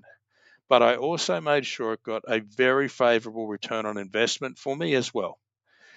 I was never just spending money because I was told to by the franchisor, or because I felt I had to comply with my franchise agreement. I spent it because it was a good investment, which is exactly what marketing should be, an investment that generates a return. Alrighty, so moving right along now to buyer beware number 8, which is who holds the lease. Now, some things to consider in relation to leases for those franchises that require a franchisee to operate from a physical site. There are two main circumstances that are going to be encountered by franchisees in relation to their site lease. The first is that the franchisee holds the lease directly with the landlord, and the second is that the franchisor holds the lease with the landlord instead, or occasionally is the landlord, and the franchisee is then granted a sublease, license to occupy, or other arrangement by the franchisor. I should clarify that the circumstances where the franchisor is the landlord or owns the site that is then leased to franchisees is pretty rare and limited to the biggest franchises, and usually freestanding drive-through sites, such as McDonald's sites, for example. In the overwhelming majority of cases, the franchisor does not own the site that a franchisee will operate from. Generally, the reason a franchisor may choose to hold the lease instead of the franchisee is so that if the franchisee fails, goes bust, or runs away, the franchisor retains the site easily and can sell the franchise to another franchisee or continue operating it themselves.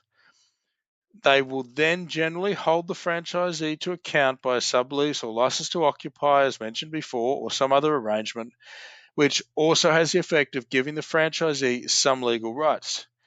This arrangement is most common in franchises that choose to operate high profile sites and have a high degree of confidence in their own model, believing that the strength of the model will outsurvive even the worst franchisees or the worst run of bad luck. Alternatively, if the franchisor wants the franchisee to hold the lease, they would generally do so to avoid any potential risk to themselves.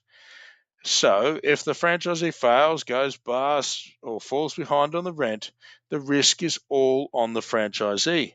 To protect their own interests, the franchisor would generally insist on a deed of re-entry or something similar with the landlord, giving the franchisor the right but not the obligation to take over the site in the event that the franchisee is evicted, locked out, leaves the site, passes away, or whatever.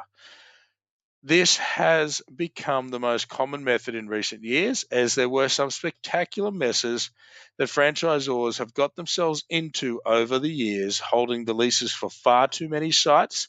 And when things got tough and a lot of franchisees failed at around the same time, it ultimately dragged the franchisor and therefore the entire franchise network down with them, because the franchisor was left paying rent on way too many closed or unprofitable sites that they just couldn't find franchisees for or operate successfully themselves. Now, there are pros and cons either way for the franchisees in relation to who's holding the lease. Generally, I guess if things go bad financially for the franchisee and they need to close or exit, then they are more often than not less at risk if the franchisor holds the lease, because the landlord is much more likely to pursue the franchisor for the cost of the lease, believing they will have the money to extract, than they would an individual franchisee if the franchisee was holding the lease, believing they probably don't have as much money or have already lost it all. And while the franchisor could legally pursue the franchisee under any sublease or license that they had in place, the franchisor will often not do this if they realize it's probably a lost cause. And having had the best insight into the franchisee's situation, they will usually decide not to pursue it. Alternatively, if a franchisee is a particularly problematic franchisee or the franchisor is particularly aggressive, then it is far easier for the franchisor to force a franchisee out of a site if the franchisor holds the lease, if and when the franchisee is in breach of the sublease or license to occupy. Whereas it has been reasonably common in circumstances of irreconcilable differences between franchisor and franchisee, when franchisees hold the lease, for an agreement to be reached where a franchisee may debrand from a particular franchise but continue operating as an independent operator, especially if the franchisor wants the franchisee gone and has no interest in the site. Something really important for franchisees to keep in the back of their mind if the franchisor holds the lease is that all the protections afforded to the franchisee by the franchising code are not afforded to franchisees under a sublease and license to occupy, as this is a separate legal agreement under a completely separate legal framework, meaning that it is much easier for a franchisor to get rid of a franchisee in breach of a sublease or license to occupy by locking them out of a site than it is under a typical franchise agreement, which in Australia is actually quite a difficult task for the franchisor. However, if a franchisee loses the site they are operating from in most franchises, then the franchise agreement is basically automatically terminated. So just to be clear, as that's quite important, the franchisor can terminate the sublease or license to occupy if the franchisee's sublease or license to occupy breach warrants it, effectively locking the franchisee out of the site, just like a landlord could do if the franchisee held the lease directly with the landlord. Then turn around to the franchisee and issue a breach notice under the franchise agreement because the franchisee is unable to trade and has lost the right to operate from a premises, and then effectively terminate the franchise agreement as well, as the breach of the franchise agreement, which is having no site to trade from, cannot possibly be rectified. This is probably one of the easiest ways to remove a problematic franchisee if they are in breach of the sublease or license to occupy they hold with the franchisor, given all the restrictions that now exist on franchisors in relation to enforcing their rights under the franchise agreement because of the franchise code changes. This is a 1-2 punch combo, but it's only available if the franchisor holds the lease. The second big point to consider in relation to leases is ensure the terms of the lease and or sublease or license to occupy or other arrangement are understood. Now this includes, does the site align with the current vision, direction and marketing activity of the franchisor? For example, if you are buying a dine-in restaurant franchise, but the franchisor's direction is moving towards drive-throughs, then it is not a great time to buy a dine-in site with this franchisor, as the future marketing and promotions will not be geared towards your customer base as much as they are towards a drive-through customer base. Next, is there any bank guarantee, personal guarantee, or other security required? These guarantees often involve a lot of money or a lot of consequences, so it's important to understand what they are. As we touched a bit on this before, A bank guarantee is money that you will need to put aside with a bank, usually in a term deposit, as security for a creditor to cash if you fail to meet your financial and legal obligations, often required by landlords, sometimes also by the franchisor, and occasionally by others as well. We are generally talking about tens of thousands of dollars here that will be held until the business is exited, with all debts having been paid. Personal guarantees exist because company and trust structures, which are the most common for doing business, have limited liability, meaning that owners are not personally liable for the debts of the company if it fails or is unable to pay its debts. So, major creditors will often ask for personal guarantees from the directors or owners of the business, meaning that if the business is unable to pay its debts, the people that provided the personal guarantees will. This is often required by landlords, the franchisor, major suppliers, and creditors, amongst others, and in a worst case scenario, can literally bankrupt the people that provided the personal guarantees if things go wrong. Now, security guarantees are a bit different. They're not as common and generally not as much money, but are generally amounts of money that are paid, in this case, directly to the landlord to be used if the business doesn't fulfill all its payment obligations. Generally, this is more commonly used for things like utilities these days, but occasionally still for landlords, but otherwise is a lot less common because nobody wants to be holding other people's money due to complexities, responsibilities, legalities, and administration involved. Most landlords or franchisors providing a lease, sublease, license to occupy, or other arrangement that's similar will be wanting both a bank guarantee and personal guarantees from the franchisee or franchisees. Next, you also want to consider what are the responsibilities of the landlord in relation to maintenance. It's important to understand the requirements around expensive things like air conditioning maintenance, which is sometimes the landlord's responsibility and sometimes the tenant's. Sometimes both parties can have responsibilities, and rest assured that if the tenant hasn't met their obligations, the landlord will often try and avoid meeting theirs as well. Likewise, there may be refresh or refit clauses built into some leases requiring expensive upgrades, remodeling, repainting, etc., to keep sites looking modern and fresh. This is most likely to be in leases for premium shopping centres and locations where image tends to be a big focus. This type of construction, refitting, or remodeling can be expensive and also often require professional designers and approval processes, a closure period, which means revenue is lost, in addition to the actual cost of building and refitting or refreshing the site. But we'll cover a bit more about this in the near future. Next, was there a contribution from the landlord when the lease commenced?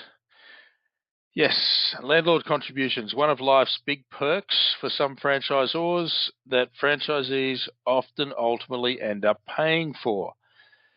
Landlord contributions are quite common for franchises entering greenfield or new sites and are basically a cash or works incentive from the landlord to try and get and attract a new tenant, especially bigger name tenants like national or international franchises. What happens is the landlord will pay what is usually a sizable amount of money or undertake a certain value of works for the new tenant to assist with the construction and fit out costs of the new tenant.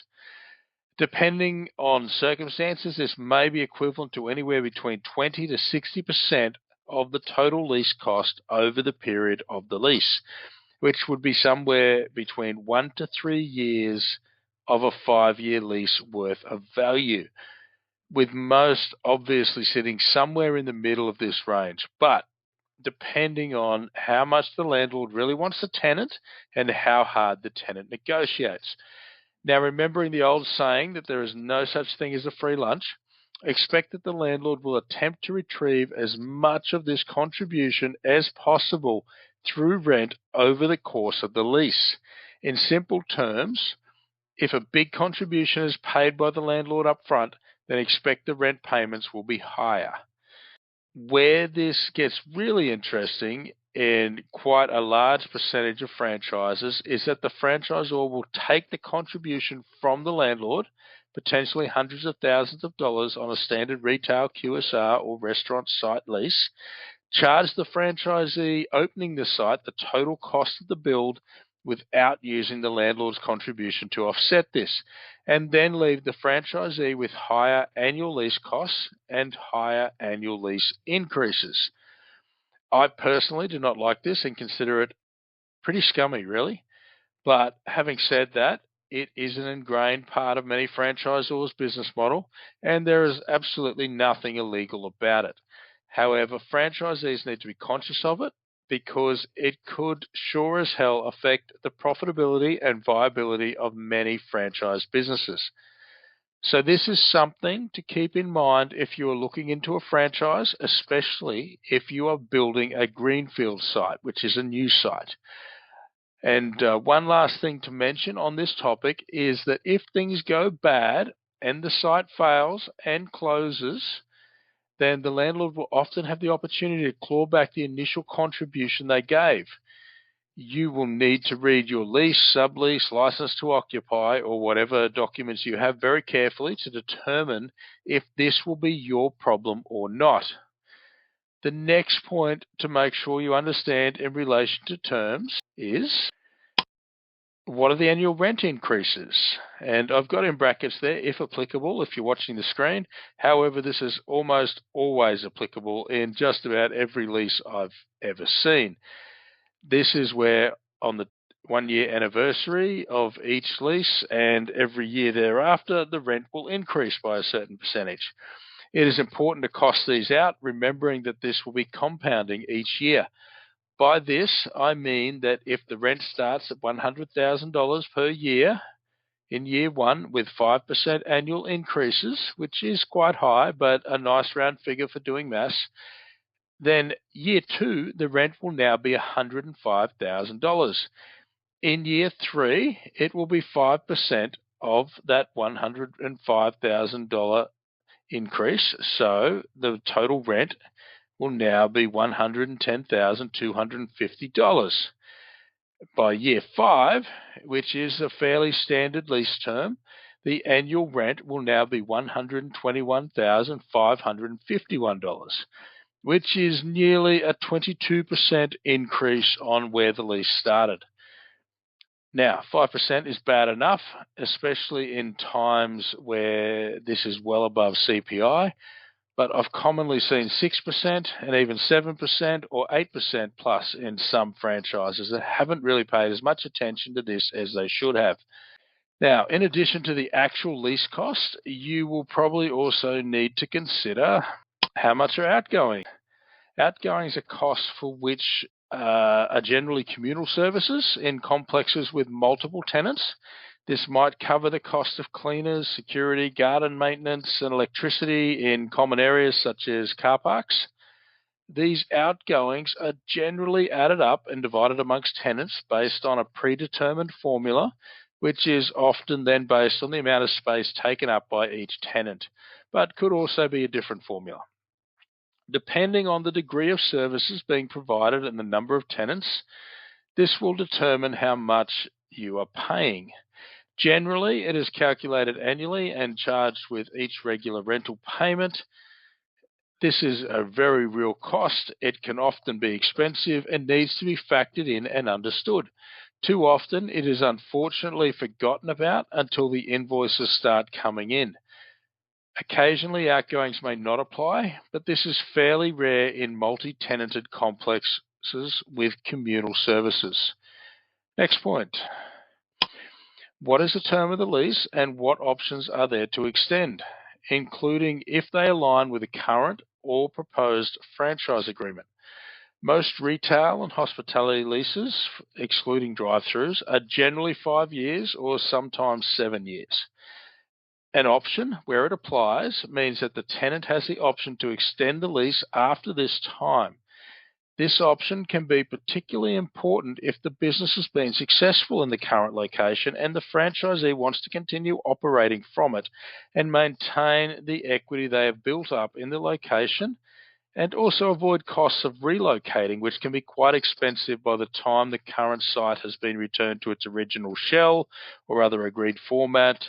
The business closes for the period of relocation and then pays to construct or fit out a new location. The cost of this generally runs into hundreds of thousands of dollars for a small 100 square metre site, let alone anything bigger. All just to hopefully pick up where the business left off. Very seldom will these losses be recovered through some type of advantage at a new site, and if they are, then it will most likely take a significant period of time. Another consideration is the saleability of the business when the lease is close to running out and has no option to extend. Very few people want to buy a business with a lease that is due to run out due to all the reasons I just mentioned. Now, that isn't to say that lease extensions and all type of other things can't be negotiated and renegotiated, but it is certainly preferable to have options built into your lease from the start for your own future options, prosperity, and the saleability of the business. Likewise, if you are buying an existing business that is already operating, you would generally want the maximum amount of lease time and options you can get, unless for some reason you had doubts about the long-term viability of the business and thought that you may desire an exit in the short term or a relocation in the short term. And one last thing on this point is demolition clauses, which allow landlords to demolish the current site with limited notice. Usually these will be found in older complexes, especially those that are either significantly smaller or older than those around them in built-up areas like major city centres. Naturally, you generally wouldn't want to devote a whole bunch of time and money to establishing a business in a certain location, only to have a landlord knock it down and build something else. However, depending on the cost of the lease and any other value or benefit built into it, then at the very least go into it with all possibilities costed and eyes wide open. Too often, people do get caught off guard by these clauses. Also, what rights and responsibilities does the franchisor have to the site, if any?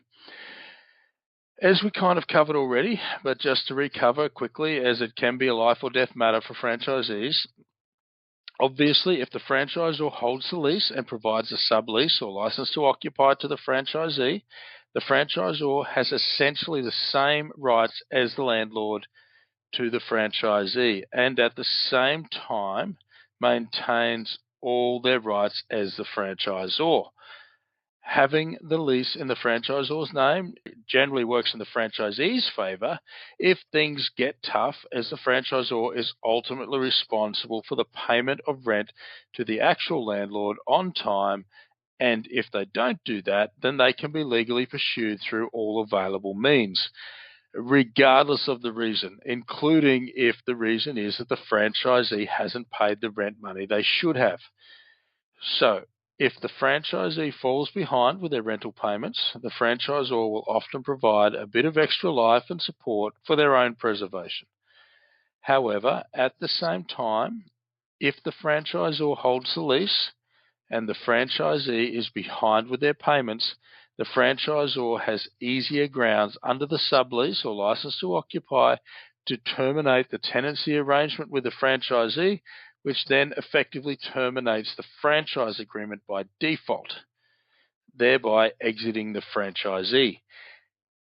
If the franchisee is behind with rental payments and the franchisor wants the franchisee gone, then this is the easiest way to do it, as it is far easier to remove a tenant than a franchisee because of the extensive protections given to franchisees by the franchising code. But if the franchisee has no site to operate from, and this is a requirement of the franchise agreement, then the franchise agreement is then automatically terminated in most cases thereafter. The other consideration is usually that in the event that the franchisee holds the lease directly with the landlord, the franchisor will generally also hold a deed of re-entry or something similar with the landlord, which in the event of the franchisee's lease being terminated by the landlord, gives the franchisor the right, but not necessarily the responsibility, to take over the site if they choose. A deed of re-entry is exclusively for the franchisor's benefit and that of the franchise network, but does absolutely nothing for the individual franchisee involved. So moving along now, buyer beware number 9. Will refit clauses erode profit you made during your term? All right, a refit clause along with equipment upgrade and purchase clauses are commonly inserted into franchise agreements. They may or may not be enforced depending on the franchise, and they can be very contentious for very good reasons. A refit clause will often require a franchisee to complete a full store refit, remodel, or upgrade, particularly of retail, fast food, QSR, hospitality sites, every 5 years or so, sometimes more or sometimes less. A big concern is that these often cost hundreds of thousands of dollars. For average size 100 square meter site, many franchisors will mandate refits costing anywhere from $300,000 to $500,000 on average. Now, sadly, a big percentage of these franchisors that mandate this have franchisees who will barely clear that much profit in 5 years. Many would have also barely managed to pay back the loans they took out to buy the franchise within this time. So imagine this: you've spent 5 years working your butt off to repay the loans you took out for your franchise. You've managed to scrape together enough just to give yourself a fairly minimal wage to keep yourself afloat. Then some wise-ass franchisor tells you that in order to exercise the option on your franchise agreement for another 5 years, you will need to borrow another $500,000 to upgrade to the franchisor's newest brand and image, which is not really any better than their last one, just different. Different color paint, different types of tables and chairs, a different counter, different tiles, different lights, different signage, different equipment to fulfill exactly the same functions. Alternatively, another very common scenario is that a franchisee, after a few years, wishes to exit or sell their business. They find a buyer for their franchise site. Maybe they are selling for $500,000.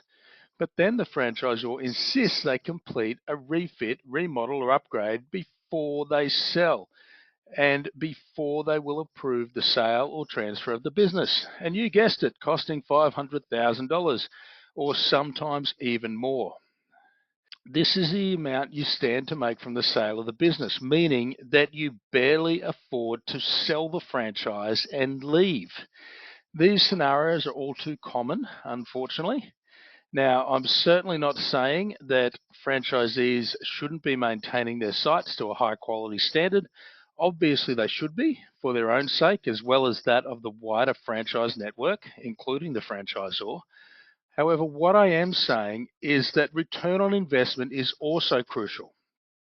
If a franchisor wants you to spend $300,000 to $500,000 on a refit or remodel or whatever they want to call it, then how is this investment going to be returned to the franchisee? Either through an increase in sales or resale value of the franchise. The very sad reality is that too often the franchisor does not ask these questions and they don't care about the answer. They just waive the franchise agreement in your face and tell you it's not optional. Why? I guess sometimes it's because the franchisor is getting big kickbacks from these refits and remodeling. And other times it's purely because they want their sites to be continually refreshed because it makes it easier to sell new franchises to new franchisees. And sometimes it's purely because they are so unfocused on the financial figures, especially of the franchisees, that they honestly believe changing the layout, moving the counter, changing the tiles, swapping the furniture, painting the walls a different color, and changing the logo will actually somehow make a huge difference to the franchisee's bottom line. To be completely honest, across almost every franchise I have ever been involved with or heard about, it makes very little difference. In fact, the difference it makes to sales barely even covers the cost of closing. and trying to win back all the customers you sent away to competitors while you were closed for those renovations, let alone the generally massive cost of those renovations. Alternatively, upgrading equipment or buying new equipment when required, which is also often a requirement of franchise agreements, can sometimes be a very smart investment if it helps increase sales volumes or gives you access to new customers. And this seldom costs anywhere near as much as refits or renovation clauses. For example, if you are operating a donut shop and the franchisor wants franchisees to put in soft serve ice cream machines so they can generate ice cream sales and attract more customers, the commercial case for this is often far more direct and easier to make than the case for changing the color scheme, ripping up all the existing tiles and putting down new ones, changing all the lights, swapping the tables and chairs to a new color, and switching all the logos to something completely different. Now, once again, it depends on the franchise and the circumstances, and there are certainly some franchisors who do the refits, renovations, and equipment upgrades very strategically. They focus on the things that will make a difference, they monitor the impacts and the numbers of things they do, and don't simply enforce change for the sake of change. But to figure out which sort of franchise you are considering joining, you should really look into the following. Firstly, what requirements are built into the franchise agreements in relation to refitting sites, upgrading equipment, and capital investments? The first step to understanding what is in your franchise agreement is reading your franchise agreement and having your lawyers go through it very carefully. If you sign this, the franchisor can hold you to it. It is no good praying after the fact that they don't enforce it. Next, have the franchisor's previous mandated refits, upgrades, and capital investments achieved any return on investment for franchisees? Speak to the current franchisees, past and present, and especially those that are not necessarily the poster children of the franchisor, the ones the franchisor doesn't tell you to talk to or facilitate you easily talking to. In regard to understanding how refits, upgrades, and other requirements of the franchisor for significant capital investment have been handled previously, you are going to need to speak to those that have been around long enough to go through it. Did the franchisor rigorously enforce massive capital expenditure, even when franchisees couldn't afford it? Did the franchisor force franchisees to take out extremely expensive loans, often through bottom-tier, high-interest lenders, in order to pay for them? Or was the franchisor reasonable about it and flexible? Did the franchisor focus on upgrades that would add value, or just enforce pointless changes in design, color schemes, and logos to satisfy the design creativity of some head office types for whom return on investment wasn't even a consideration? Too often, I hear franchisors tell incoming franchisees that the refit clauses are there, but they aren't really enforced, only for the franchisee to discover down the track that they are in fact enforced, and they are financially crippling for zero return. Either this happens because the franchisor wasn't entirely honest to begin with, or probably more often because there's been a change in management at the franchisor. The best predictor of future behavior, however, is previous behavior. So understand what this previous behavior was, and if the franchisor is saying things like, don't worry about that clause because we won't enforce that, then get the franchisor to put that in writing. A franchisor generally won't amend the body of a franchise agreement, which is completely normal, but they certainly have a section for special conditions which they can use to override any standard condition in the body of the franchise agreement. Don't ever trust when a franchisor says, don't worry about something that could cost you hundreds of thousands of dollars. And trust us, we won't make you pay it later.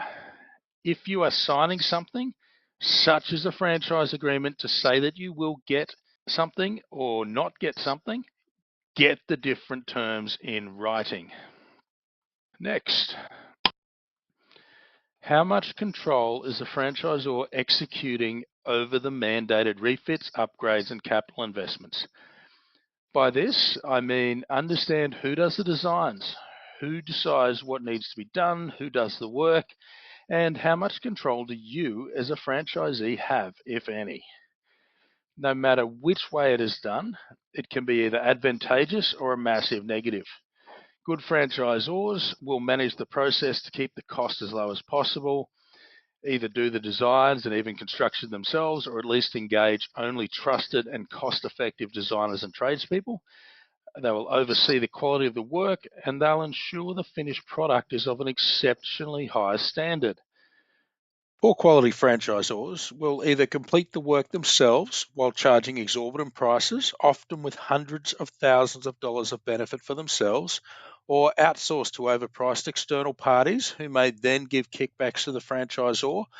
Or sometimes the franchisor even cares so little that they don't take kickbacks, but just engage whoever is easy and let them gouge the franchisee on each project because the franchisor just doesn't care.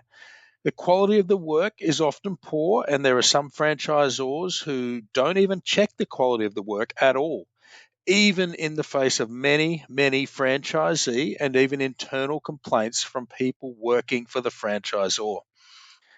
Some franchisors will allow franchisees to source their own tradespeople if they can do it better or cheaper. However, this can also be hit and miss. If the franchisee knows something about design and building and construction and shop fitting, then it may go okay. Otherwise, the franchisee can make a lot of mistakes and be taken advantage of as well. Best process, as far as I'm concerned, is to have the franchisor and their team of experts either managing or very closely overseeing the process to ensure it is completed to a quality standard on a tight budget and on time, with a very strong consideration of return on investment for franchisees, which means doing things that add real value. And then now on to buyer beware number 10. Is there support for an exit strategy? An exit strategy is basically just a plan to exit the business. It's important to always keep an exit strategy in the back of your mind, as at some point you are likely to want to sell or retire or maybe hand over the business to somebody else. Hopefully, your exit strategy isn't created under duress, but there is always a possibility that you may need to exit because you are losing too much money or are unable to mentally cope, or your physical health begins to fail, or a personal or business partnership falls apart, or some other unfortunate reason. However, the reality is that these unfortunate occurrences, and many, many more, are all possibilities that may result in you needing to exit your franchise business. Regardless of the reason for needing to exit, the question is whether the franchisor is going to support you with this part of your journey. Some franchisors do a great job with this, as they recognize it is a normal part of the franchisee life cycle, and supporting it helps improve outcomes for everybody. Others basically favor a strategy of virtual entrapment, where they don't see the benefit of assisting franchisees to leave because they believe that trapping franchisees and not helping them leave, combined with pushing new franchisees into greenfield franchises in new areas, is a way to increase the total number of franchisees in the network.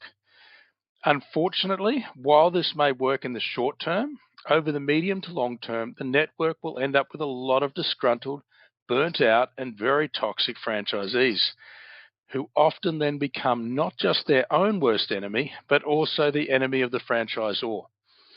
If this continues for long enough, the entire network is in severe risk of failing. A network where the majority of franchisees are extremely unhappy is likely doomed to failure. And there has been a lot of examples of this.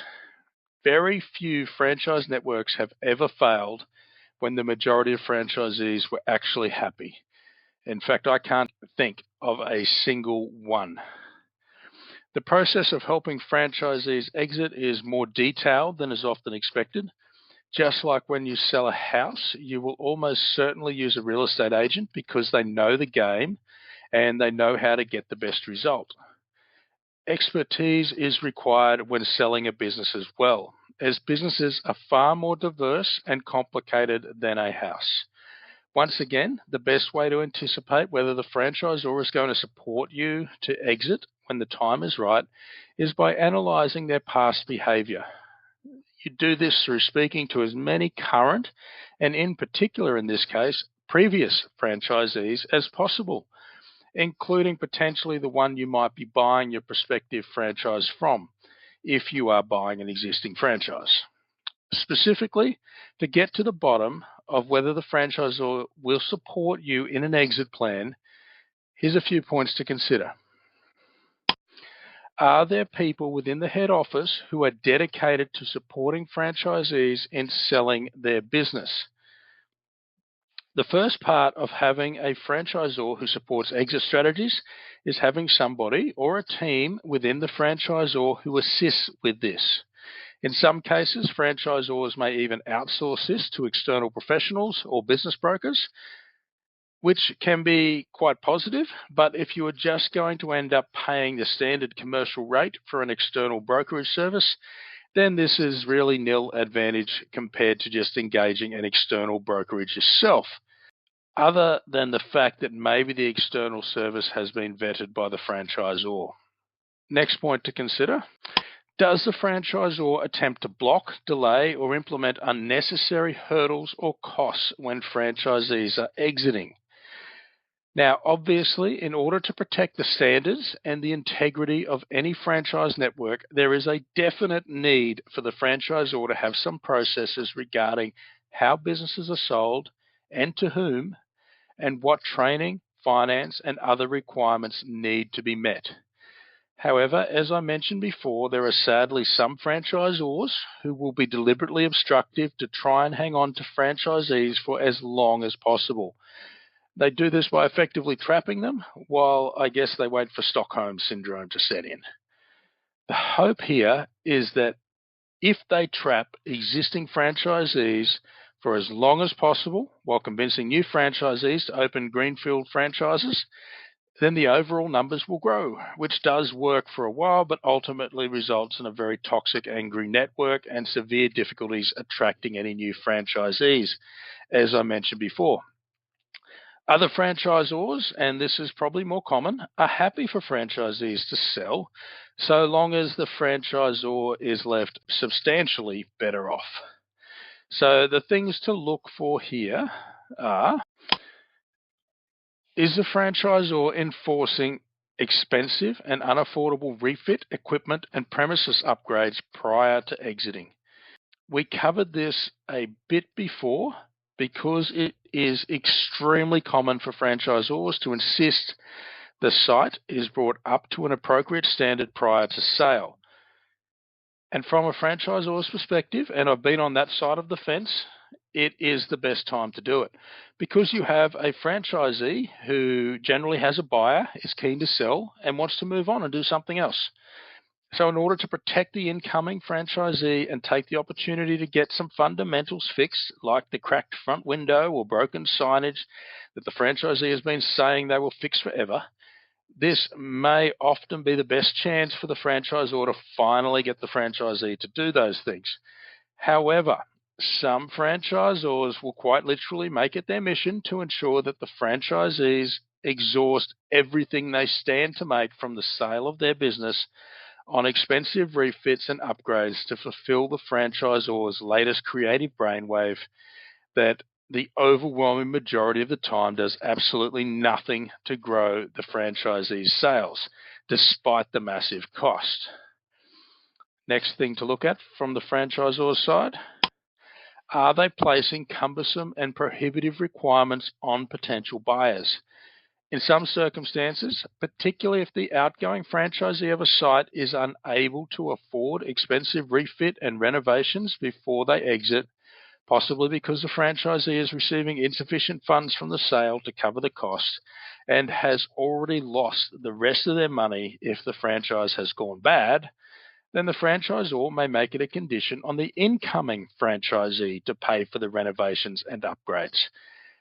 The effect of this can often be to convince the incoming franchisee that by the time they factor in all the refit and upgrade costs, that the business is just not worth the combined cost of the purchase price, franchising costs, and upgrade or refit costs. Next thing to watch from the franchisor's side. Are they ignoring or delaying requests, assistance, and approvals for the seller and or the buyer? Some franchisors simply consider doing their part, facilitating an exchange between an outgoing and an incoming franchisee to be a very low priority, especially if there isn't much in it for them. Whereas I've warned several times, some will definitely and deliberately delay every part of the process for as long as possible in the hope that prolonging these things will keep existing franchisees that little bit longer and slow the network turnover. Our third point in regards to supporting an exit strategy: what conditions exist if the franchise agreement is not renewed?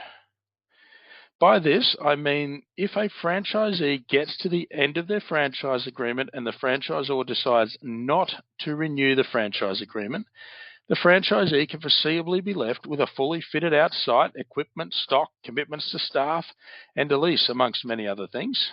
So, what is a franchisee to do with all of this at the end of their franchise agreement if it isn't going to be renewed, either because the franchisee or the franchisor or both don't want to? The good news is that a good chunk of this needs to be disclosed by the franchisor in the disclosure document and franchise agreement, at least within Australia. However, either way, this needs to be a serious consideration as the consequences are significant and can potentially be worth hundreds of thousands of dollars of cost or benefit, or even more in some cases.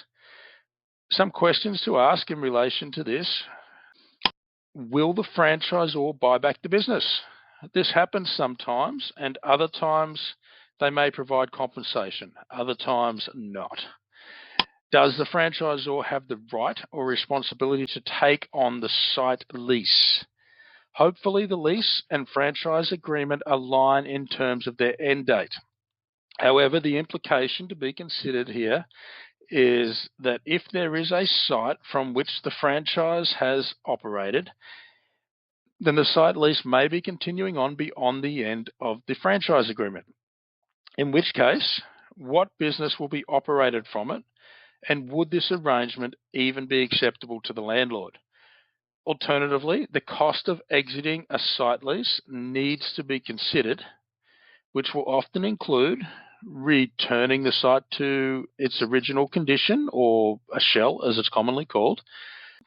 Returning a simple 100 square metre site to its original shell can potentially cost tens of thousands of dollars for a simple standard retail restaurant, cafe, or fast food site. So this needs to be considered.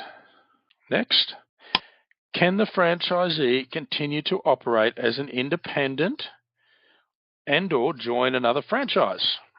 It is highly possible that there could be some restraint of trade clause, which means that the franchisee may not be able to continue to operate similar business from the site after the franchise agreement ends.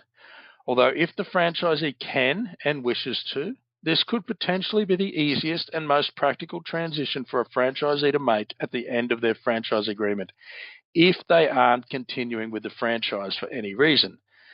But it is certainly not without costs either, with considerations like signage, branding, new websites, e-commerce and tech platforms, and much more, all needing to be considered. Our fourth point in relation to an exit strategy: are there cost considerations that may make selling or exiting difficult? Now, some things to consider here: franchise or exit fees and charges. Now, as discussed earlier, franchise or exit fees and charges are often completely forgotten about by franchisees until they are suddenly reminded of them as they go to sell or exit. Not all franchisors will have exit fees in the franchise agreements, and those that do will often apply them with discretion. especially if they know a franchisee stands to make very little on the sale of their business. However, others will unfortunately insist on them being paid, even if it means the franchisee is losing money on their sale or exit. The justification from the franchisor is usually that there are time and some expenses that need to be covered to assess, train, support, and generally look after the incoming franchisee, which is, of course, very true.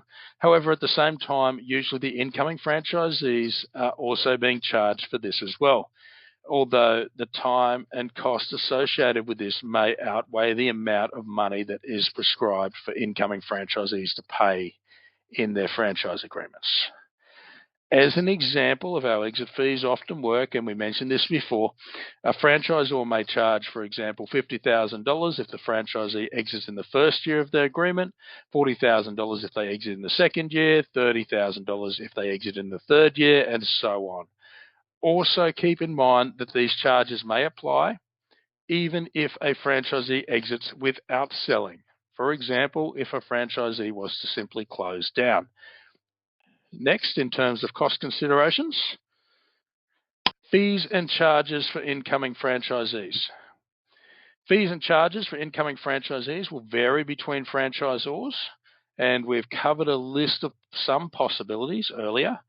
So remembering that if an outgoing franchisee is selling their business to an incoming franchisee, then there is already the cost of buying the business. Then the charges for the franchisor need to be added to this.